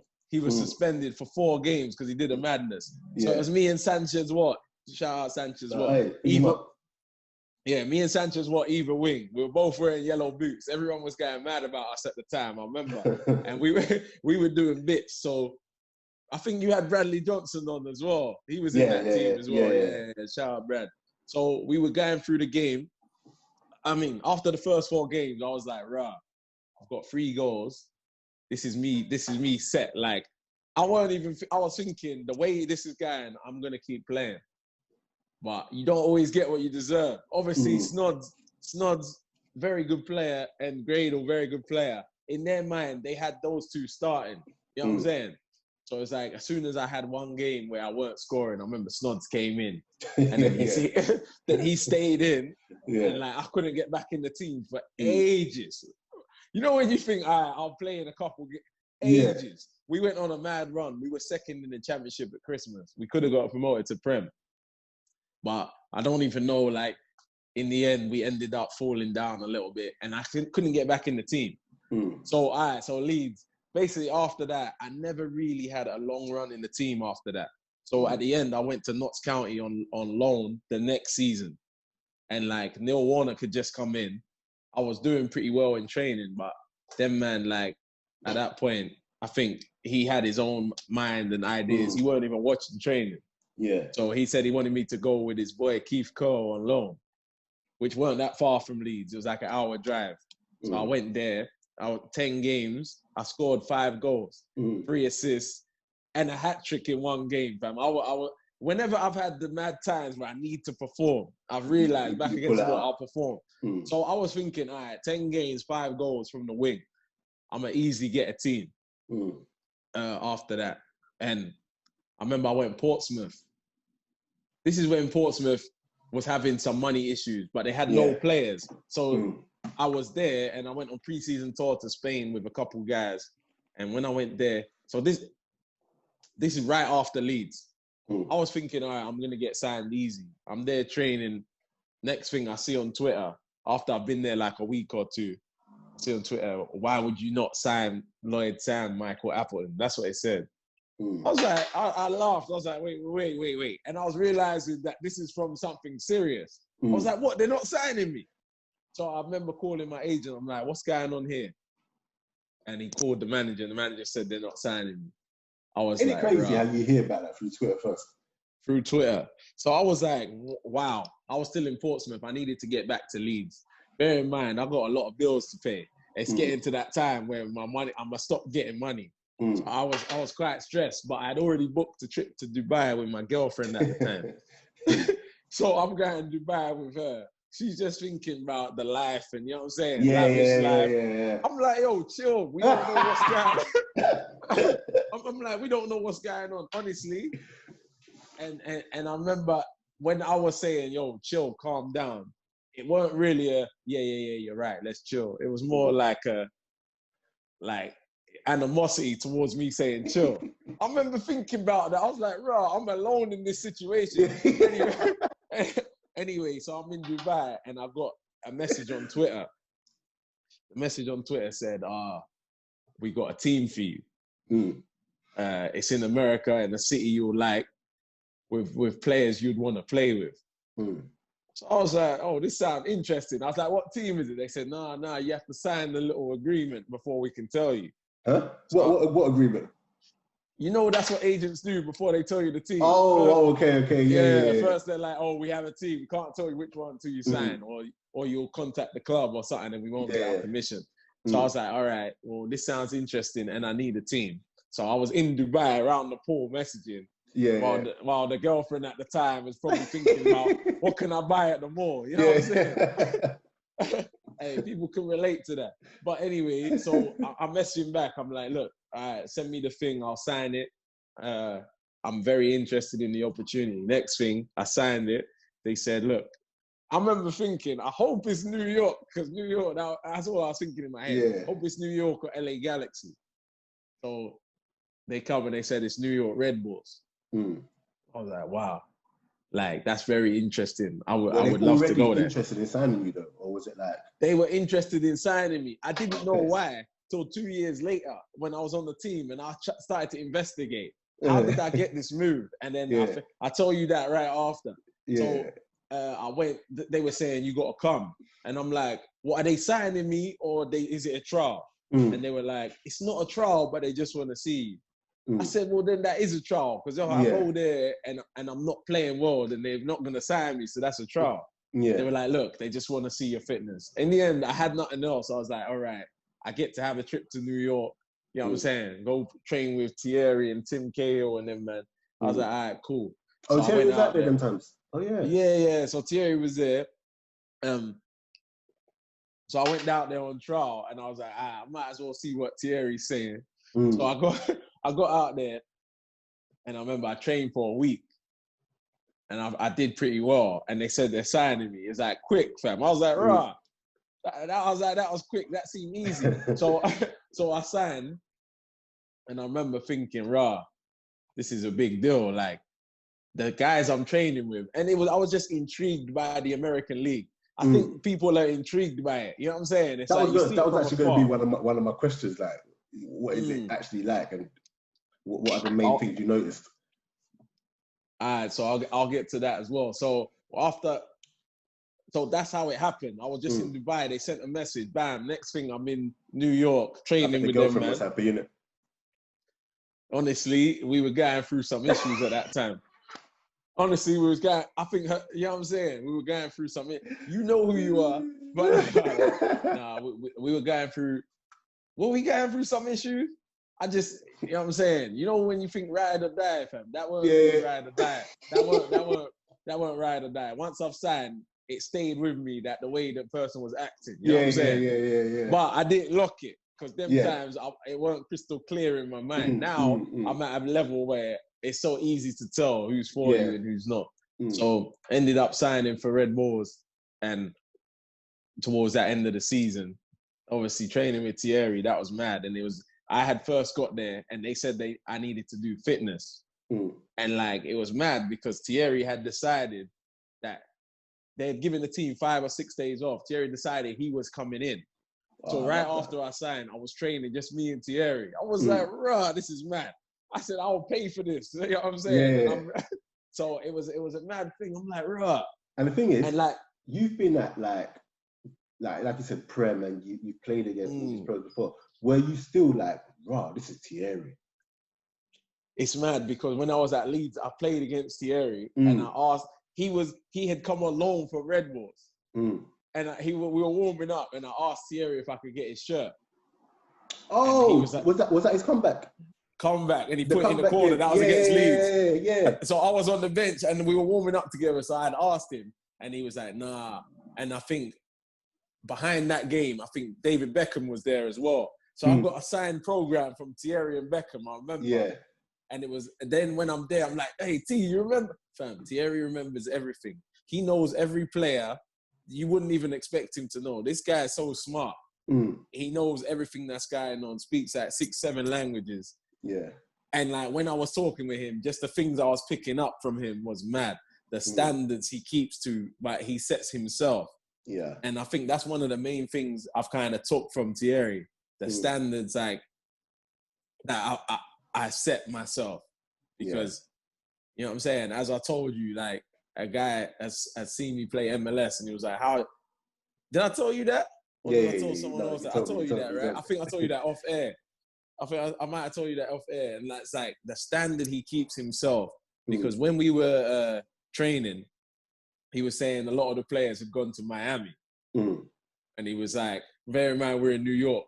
And he was like, they should be here training. He was getting mad. And I was like, I thought Thierry was like, this is holiday time. Yeah, it was not holiday time. You had to be alert around him. He was on one, fam. Like, he was holding people to different kind of standards. That's what Bradley was saying. When I had Bradley, he was just saying, Henry was just, it was just different. Like, his standards as well was just different. And when he decided, like, Bradley said, he used to love it when the opposition got Henry angry. Because he knew if Henry gets angry, he got into the next level. Yeah, that's it. He got into the next level for real. He's so aggressive, but he was like that he was like that in training. So, like, obviously with Bradley, I feel like Thierry was a bit more like, what's the word? What's the word I'm looking? Lenient with Bradley because of the whole, obviously, Ian Wright relationship. Yeah. With me, there was a love-hate relationship. When I say love-hate, because certain times, obviously, I'm my own man. If I have my opinion, I've got my opinion. Like, certain man, like, if they have their opinion and Thierry tells them, this is what your opinion should be, they'll change it. Yeah. But I've never been raised like that. So it was always still my opinion. So certain times, like, Thierry wouldn't be happy. Like, if I'm like, nah, I like it this way. You know what I'm saying? Yeah. So we had a bit of a love-hate thing where sometimes, like, the guy, he would look after me like crazy. And then other times, he would be on to me. You know what I'm saying? He'll be on to me. There's stories that will be hard to say on air. Where we'll talk of it. Yeah, where he would be on to me and he would want to kill me. And then there's other times where it's like, he's looking after me and like he flew me and I went with Tim to NBA All-Star weekend on his private jet, paid for the hotel, looked after, you know what I'm saying? Things he doesn't have to do. He will do them things, but it's like you can't get too comfortable. You know what I'm saying? Yeah. But TT, man, there's one thing that I've said before, like, one time we really needed him in the game, fam, and I went to him and I said, T, we need you to come up with a little bit of magic here. It was mad. And I swear, 10 minutes later, he pulled out one of his specials, you know what I'm saying? Went past a couple guys and did a madness. It was a playoff game. And I remember thinking, like, that's exactly what we needed. It was like, Thierry, come on, like, this is one of your games. Like, we were all capable. We had good players. But Thierry had another level. You know what I'm saying? Thierry had another level. And it's like, that guy, man, that's such an experience playing with him. It's so mad, because even looking at you talking about him, it's almost as if you're still in awe, like, blood. Henry, man. Henry, fam. Like, honestly, he had another level. But things were so important to him that you would think shouldn't really be that important. Like, just winning a little game of Monopoly or something. You know what I'm saying? Do you feel like you've got to be that way? Like, if you're going to be a great player like that? Because it reminds me, have you seen the Last Dance? I was thinking of Last Dance right now. Yeah. Because that's how Jordan is. Yeah. That's Thierry as well. Thierry want to win everything. He want to be the best at everything. And like, I remember Magic Johnson was saying when Jordan was playing him at cards, he wants to put his foot in your neck, like, kind of thing. Thierry, that kind of guy. But there was one thing that happened, and I realized after that Thierry might have took this as disrespect, but he respected it how it ended up. So there was a game we had, and it was like at halftime. I think it was either 0-0 or we're losing 1-0. I weren't getting much of the ball. And there was a left back I was playing against that I thought that I could take. And I weren't getting the ball, and I come in at halftime going mad. Bearing in mind, we got big characters in that room. I was like, get me the effing ball, man. Like, I could take this left back. Get me the, you know what I'm saying? And I think, obviously, in the changing room with them, man, it shouldn't probably be me saying this, but I was frustrated. And certain times, what I've realized, obviously, what I've learned about mentality is like, you know that one where they say Thierry when he gets angry? It's like me when I get angry. I can go to another level. So I was going mad. I'm like, get me the damn ball. I'm going to take this guy. Just get me the ball kind of thing. And then second half, I got the ball a few times. And I remember I ran past the left back and he brought me down for a penalty and we went 1-0 up. And the reason why I thought about it after is Thierry came to me and said, hey, you asked for the ball and you backed up your talk, man. I respect that. I remember him saying that. I didn't even realize that me saying that with him in the room is probably, but when I get in that zone, it doesn't matter. Because remember what I said when I came through and I had hard times, then I'm just like, I don't really care. When I get in that mood, and Thierry come and said that, I was like, yeah. He respected that. And that meant a lot when he said that to me. But to be honest, I have no problems with that. I think it's better that way in football. I think now football's gone the route where it's all too soft, man. You can't really come in and shout at that, man. Do you get what I'm saying? It has gone that way. It has gone that way. But in my team that I play with now, Miami FC, obviously we're on the Red Bull talk, but we got some great guys in there, man. And it's like, I see guys, I'm trying to incorporate the older style where I've asked them, I'm like, yo, let's have that energy in the room before we go out. Let's do this. Because, you know what I'm saying? It's like teams with that kind of energy, like they're going out to a war kind of thing. Yeah. It inspires you. You can get to that level quicker. You know what I'm saying? Rather than when it's like church service in the changing room before you go out, you need some time. You need to get rattled by the left back to then be into it. So it's like, but the Red Bull experience, fam, we had some good players. Then we had Brad. Brad said some nice words about me as well on the thing. And I remember when he said them nice words, I've said one of the nicest things about him before. And it's like, I was thinking, you know what? I need to say this on a platform at some point. But I went to his wedding. Yeah.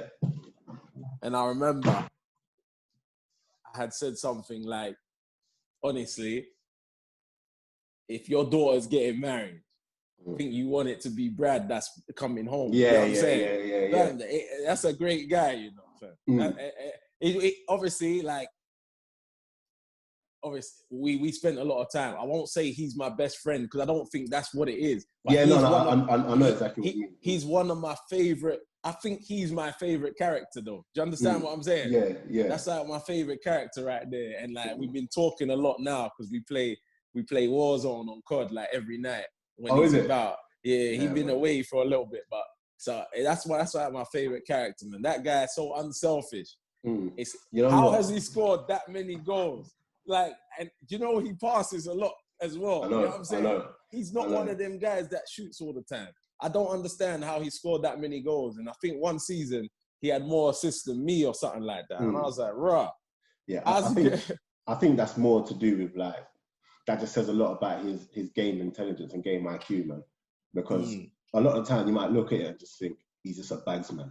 But in order to get that many goals and that many assists, you've got to have game IQ to just know that. He's a goal scorer. He's unselfish. But at the core, I'm not even talking about football. He's an unselfish guy. He'll put people before him all the time. You know what I'm saying? Yeah. And I asked him for something.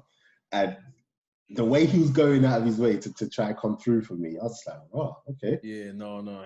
He's the man. Like, seriously, that's a great guy. Sometimes I've said to him, I feel like he's been too nice sometimes. Like, if you get what I'm saying. Where me and him differ, like, he's a proper nice guy. For me, I won't always tell you in the nice way that I feel like you need to hear it. Sometimes I feel like I can't be nice with certain people because they need to hear it the raw way to get the right reaction. Yeah. But he will always be a nice guy to the core, if you get what I'm saying. Yeah. Like, you know what I'm saying? And sometimes he see me act like when I go mad and all that. And it's funny, but that's a great guy as well, man. Like, to have him and play with him, Thierry, and some of the other guys in the team. We had some other guys in that team as well, like that were like very good players that they weren't the stars, but in their own right. And we had Dax, and that year we had Dax McCarty there. Don't know if you heard of him. That's a very good player. Obviously, we had Tim. We had some other guys. I can't remember all of them now, but it was a very interesting team. Was Kamar Johnson there when you were there? Kamar Johnson? Yeah. Do I know Kamar Johnson? Wait, he played for who? Red? Kamal Yeah. Lawrence, that's his answer. Sorry, Lawrence. And now he's at Anderlecht. Kamal Lawrence, that's a flipping killer at left back, man. He's at Anderlecht now. He's at Anderlecht. Yeah. He was there when I was there as well. Yeah, what's he like? Because he's meant to be coming on, isn't it? Yeah, he's a tough defender, man. Tough defender. I sent Brad a clip like a week ago of something I saw of him defending. And like he's a tough defender. I remember like he used to have some battles in training because I was on the wing and he was left back. But you know what I'm saying? Iron sharps iron. That's as they say. So he's a good defender, man. Yeah, no, he's coming on, man, and I can't wait to get him on, man. Because is he coming on the podcast? Yeah. It's one of them ones where he said he'll do it, and I gave him a time, but it's all about trying to see when it works. But yeah, I'm gonna get him on, man. He's an interesting one, but my Red Bull time was special, man. Like that's where I think everything I've learned in the game I brought out on the field, and my consistency levels at that team was like, as a winger, you know, it's hard to be consistent every game, but that is when I had learned like everything, like, and I was just like, rah, this is how I need to approach the game. I need to come with that fire, you know what I'm saying, from the first whistle. Yeah. I don't need to wait till I'm rattled. I don't need to wait till I'm angry. I don't need, you know what I'm saying? Would you look at it though and say like, cause a lot of time people are like, oh, unless you're playing in Europe in the big leagues, you're not really doing it. But when you're playing in such a team that's full of those players, and you're like, let's not act like MLS isn't a high level. Because people just look down there because it's America, right? People do look down there. Yeah. But it's high level. Like, do you look at it and think like, why would I come back to England to play at them times? Because you're playing football at a high level. You're playing with better players than most of the people in the championship. That's true. You get what I'm saying? Like, is it a thing? Yeah, there wouldn't be no rush to come back once you're there. Like, and we were on Sky Sports all the time as well. Yeah. So it's like, why would you even come back? But it's also you're living in New York.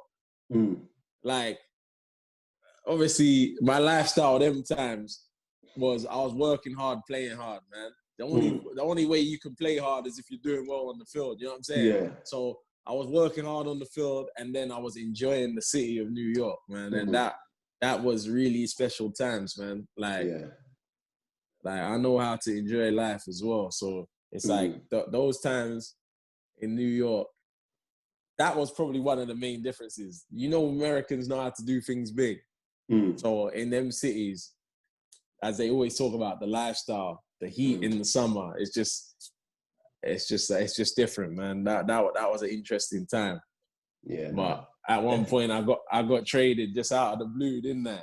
I was about to say that, 'cause I've got that here as well. Like, the fact that it's traded, does that mean like? And I read somewhere that said you got traded for a better financial pick or something. I don't know. Like, what does that even mean? Honestly, I don't know what that means, but I'll tell you what it's like to get traded.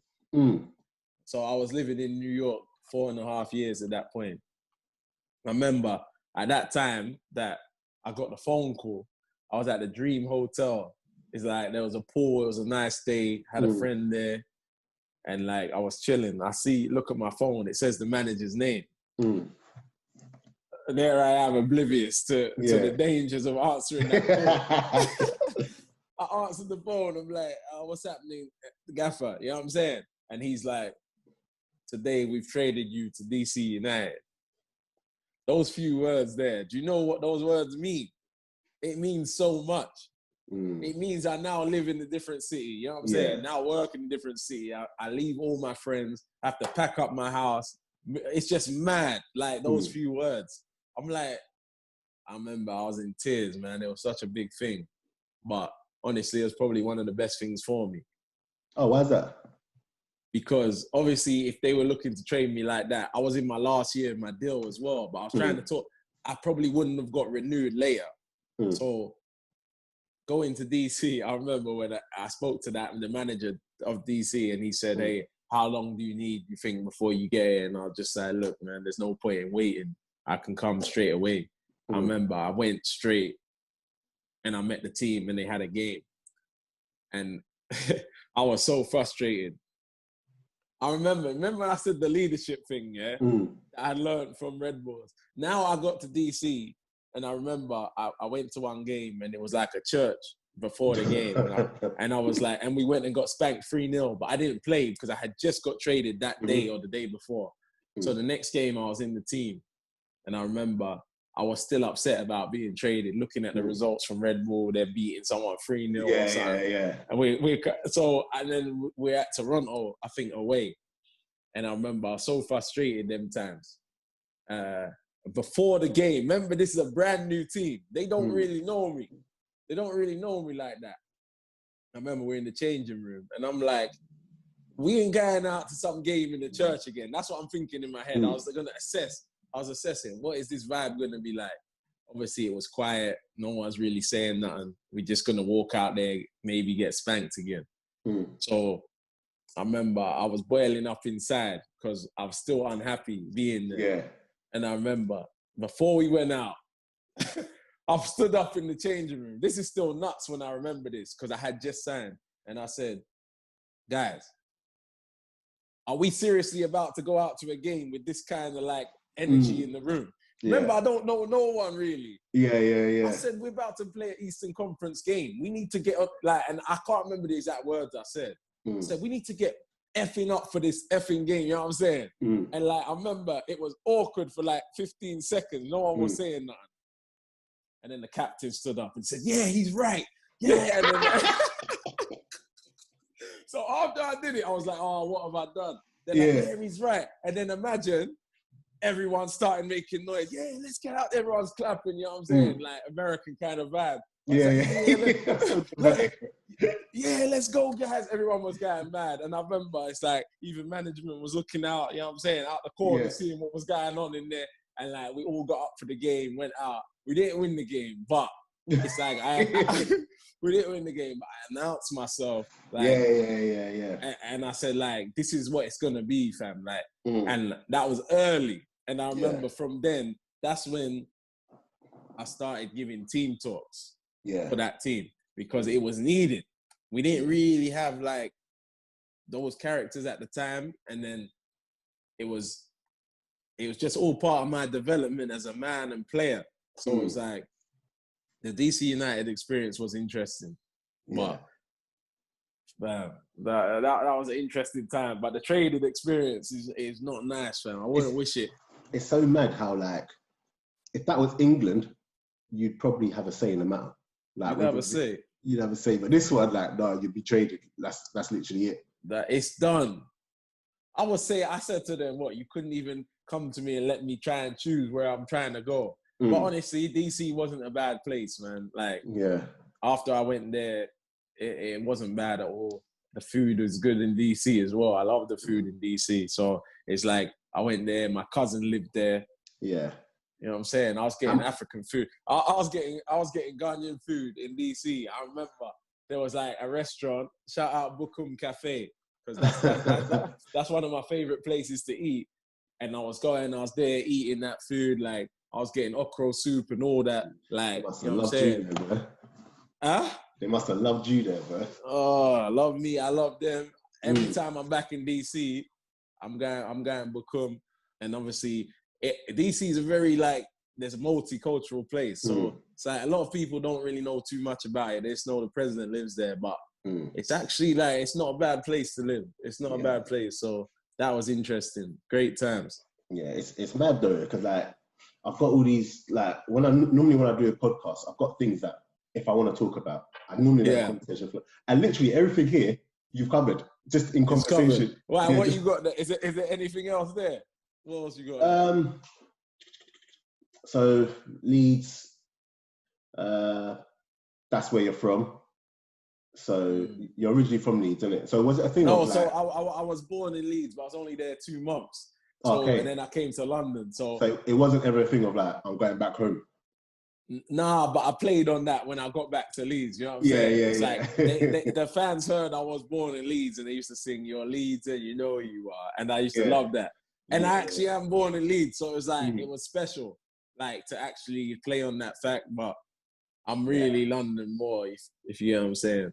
Yeah, and then I thought the reason why you left Leeds was more so to do injury, or was it a Neil Warnock? That's why I kept saying Neil Warnock. Was it Neil Warnock was now the manager, but I mean, he just came in and he wanted to bring in his guys. You know, Neil Warnock has his guys that follow him around, kind of thing. Fam, he weren't watching training and all that. That was annoying. Yeah. He were. The change in the MLS over the years, have you noticed it?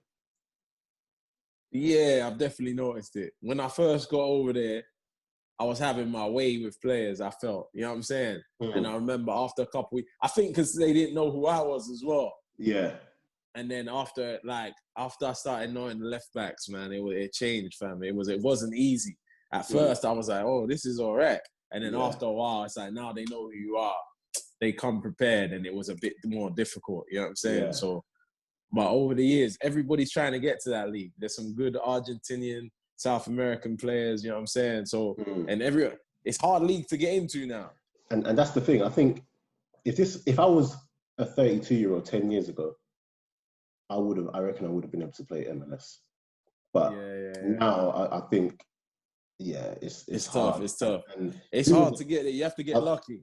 I was listening to Justin Hoyt on Donny's live. Did you watch that? That was with the physio. No. He was who's live? Donny Music. Okay, no. Yeah. I was watching, and he was saying how you would think that with his CV to get out to America, just like easy. But he was just like, nah, you have to send the whole CV there, real CV. Like, it's hard to get here. He was saying it's hard. It's hard. It's not easy. I got lucky, man. Remember, I said that once I was there 2 years, I started to do some digging, and I was like, wait, how did I get to this team? Like, why would they headhunt me with all the players? And I realized there was a game I played for Charlton in League One against Exeter, and I remember this game. I was on fire this game, and a guy that was on the Exeter staff. Was on the New York Red Bull staff, and they needed a winger. And he said, hey, check out this guy. I remember him. He was a good player. So, you know what they say, you never know who's watching. Yeah, and it's funny because I had, on my podcast, I did a podcast yesterday as well, with Jason Yule. Oh, did you do one with Yule? Yeah, I did it with him yesterday, innit? Yeah, good. And he was saying as well that in regards to, you played with him, innit? I mean, once upon a time, me and Yuli was really close because obviously I was dating his cousin. So it's like... Oh, flipping hell. Yeah. So me and Yuli was really... No, not in a bad way. Okay. Shout out Yuli and the family, his cousin. Like, that was way back. So I was kind of like... and I was a player in the same team, but I was a youngster. And Yuli he was one of them older OGs that used to look after us as well. Like I say, Powley, you know what I'm saying? But Yuli used to look, so I knew, you know what I'm saying? Back then, I was pretty close. What was Yuli saying? No, he was just saying that, obviously he's under 23s manager now, isn't it, at Charlton? Oh, yeah. And he was just saying that in regards to, like, they watch a lot of games in, like, lower league and everything. You just never know. Really? You just never know who's watching. Even though they've come up against the player in pre-season, let's say, in non-league. They're watching their games. Yeah, I played against Charlton a couple of times in pre-seasons and that. And then he's saying, even though you might come up against us in that pre-season, they might have already seen you 4 or 5 times. And if you if you have a good game for them, against them, then you might get signed. Do you get what I'm saying? Oh, so, seriously? Yeah, man. But that's a good one yesterday. It was a good one. Yeah. Wait, so where is the podcast? Like, if I want to go listen to either mine or Yoli's, like, how exactly do I listen to it? Well, this is mad. Everywhere. Oh, it's everywhere, yeah? Everywhere, yeah. So what, iTunes thingy and all that? Everywhere. This one comes out next week, though. Oh, it comes out next week? Because basically, I do bear in it, like, back to... I'm gonna let people know this is one they gotta listen to. Yeah, no, 100%, man. And so it's coming out next week, out on all platforms. And I'm trying to think, have we touched on everything? Listen, whatever you want to touch on, but you can touch on. I'm trying to think we touched. You said you had on a story about Henry. A story about Henry. Oh, I said off air. Nah, to be fair, Henry one time was just kind of mad at me, man. Like, Oh, wait. You know we haven't stopped recording, right? We're still recording. Yeah. So if you know what I'm saying, no, I'm trying to think what I can say right now. Yo, let me wrap this up. Because I was saying, to be fair, I was just saying it was like a love-hate with Henry. Sometimes he would go mad at me, and sometimes it would be the opposite. Yeah. And it was just, you never know what vibe it is on that day, if you get what I'm saying. But no. I don't want to piss off Henry, you know what I'm saying? No. Not that I can piss off Henry, but you know what I'm saying? I don't want to release too much. Yeah. All right, then, cool. Well, guys, at home listening to this, hope you've enjoyed this one. It's been a good one. Keep liking, subscribing, sharing across all platforms. Get at us, man. Are you on Twitter? I'm on Twitter. Mr. Lloyd Sam on Twitter as well, and Instagram. I'm not that active, but I'll probably start being a bit more active. Obviously, I'm coming up to retirement, innit? So we have to get more active on these things for what we might do after. How many years you got left, do you reckon? So this is 19th season. I'd love to play 20 seasons, and then, you know what I'm saying? Yeah. That's just a milestone that is nice to say. It's a nice round number. But obviously, you know, in football, it's not really up to you, man. Someone has to put that contract in front of you. So we'll see. This season's kind of been a write-off so far. So we'll see. Hopefully there's enough in them legs, you know what I'm saying? Yeah. Where do you actually feel like settled in regards to living? Because like if it ends with Miami now, like, and you're all done, where's your home, do you reckon? London. I think I would go back to London and then try and regroup and then figure out. I don't know. It depends, because there's maybe opportunities in Miami as well. Maybe with Miami FC, you never know. So it's something that's been talked about before with the club, and it could be New York Red Bulls. You never even know what might come. But I'm pretty relaxed about it. You know, like one thing that we always fear is retirement. But honestly, I've already been through something like that. So it's like, if it came again, I'd be a little bit more prepared. A little bit more prepared, but you never know. It's been fun, man. Trying to think if there's any other story, if there's anything else I want to add on this thing, but loves it. Oh, quickly, Nico said, ask me about the El Sam chop. The El Sam chop. Do you remember when I said earlier on that you were just chopping players?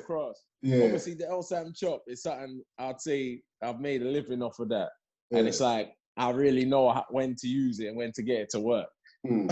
But sometimes El Sam chop, I have to do it to get space. But when I was younger, you know, obviously I've been in quarantine. I was watching some highlights of myself, and I was always thinking when I was younger, I was this, I was that. I might be better now than when I was younger because I wasn't smart enough back then. But that's more game experience though, like. Because back then, I was beating a man, but I wasn't really getting numbers. You know, football come down to the numbers. Are you getting goals and assists? I wasn't getting enough goals, I was getting assists all the time, but I weren't really getting goals. And it's like, goals is what really gets you paid. Yeah. Goals is what really gets you paid, man. And it's like, I hope people know that. Perfect that craft, perfect the goal side. Because if you want to look after your family and yourself for a long time, and you figure out how to score goals, then you'll be all right. You'll be all right on that thing. Yeah, no, definitely. But yeah, it's been a good one, guys. Like I said, keep liking, subscribing, sharing. #CounterAttack Podcast.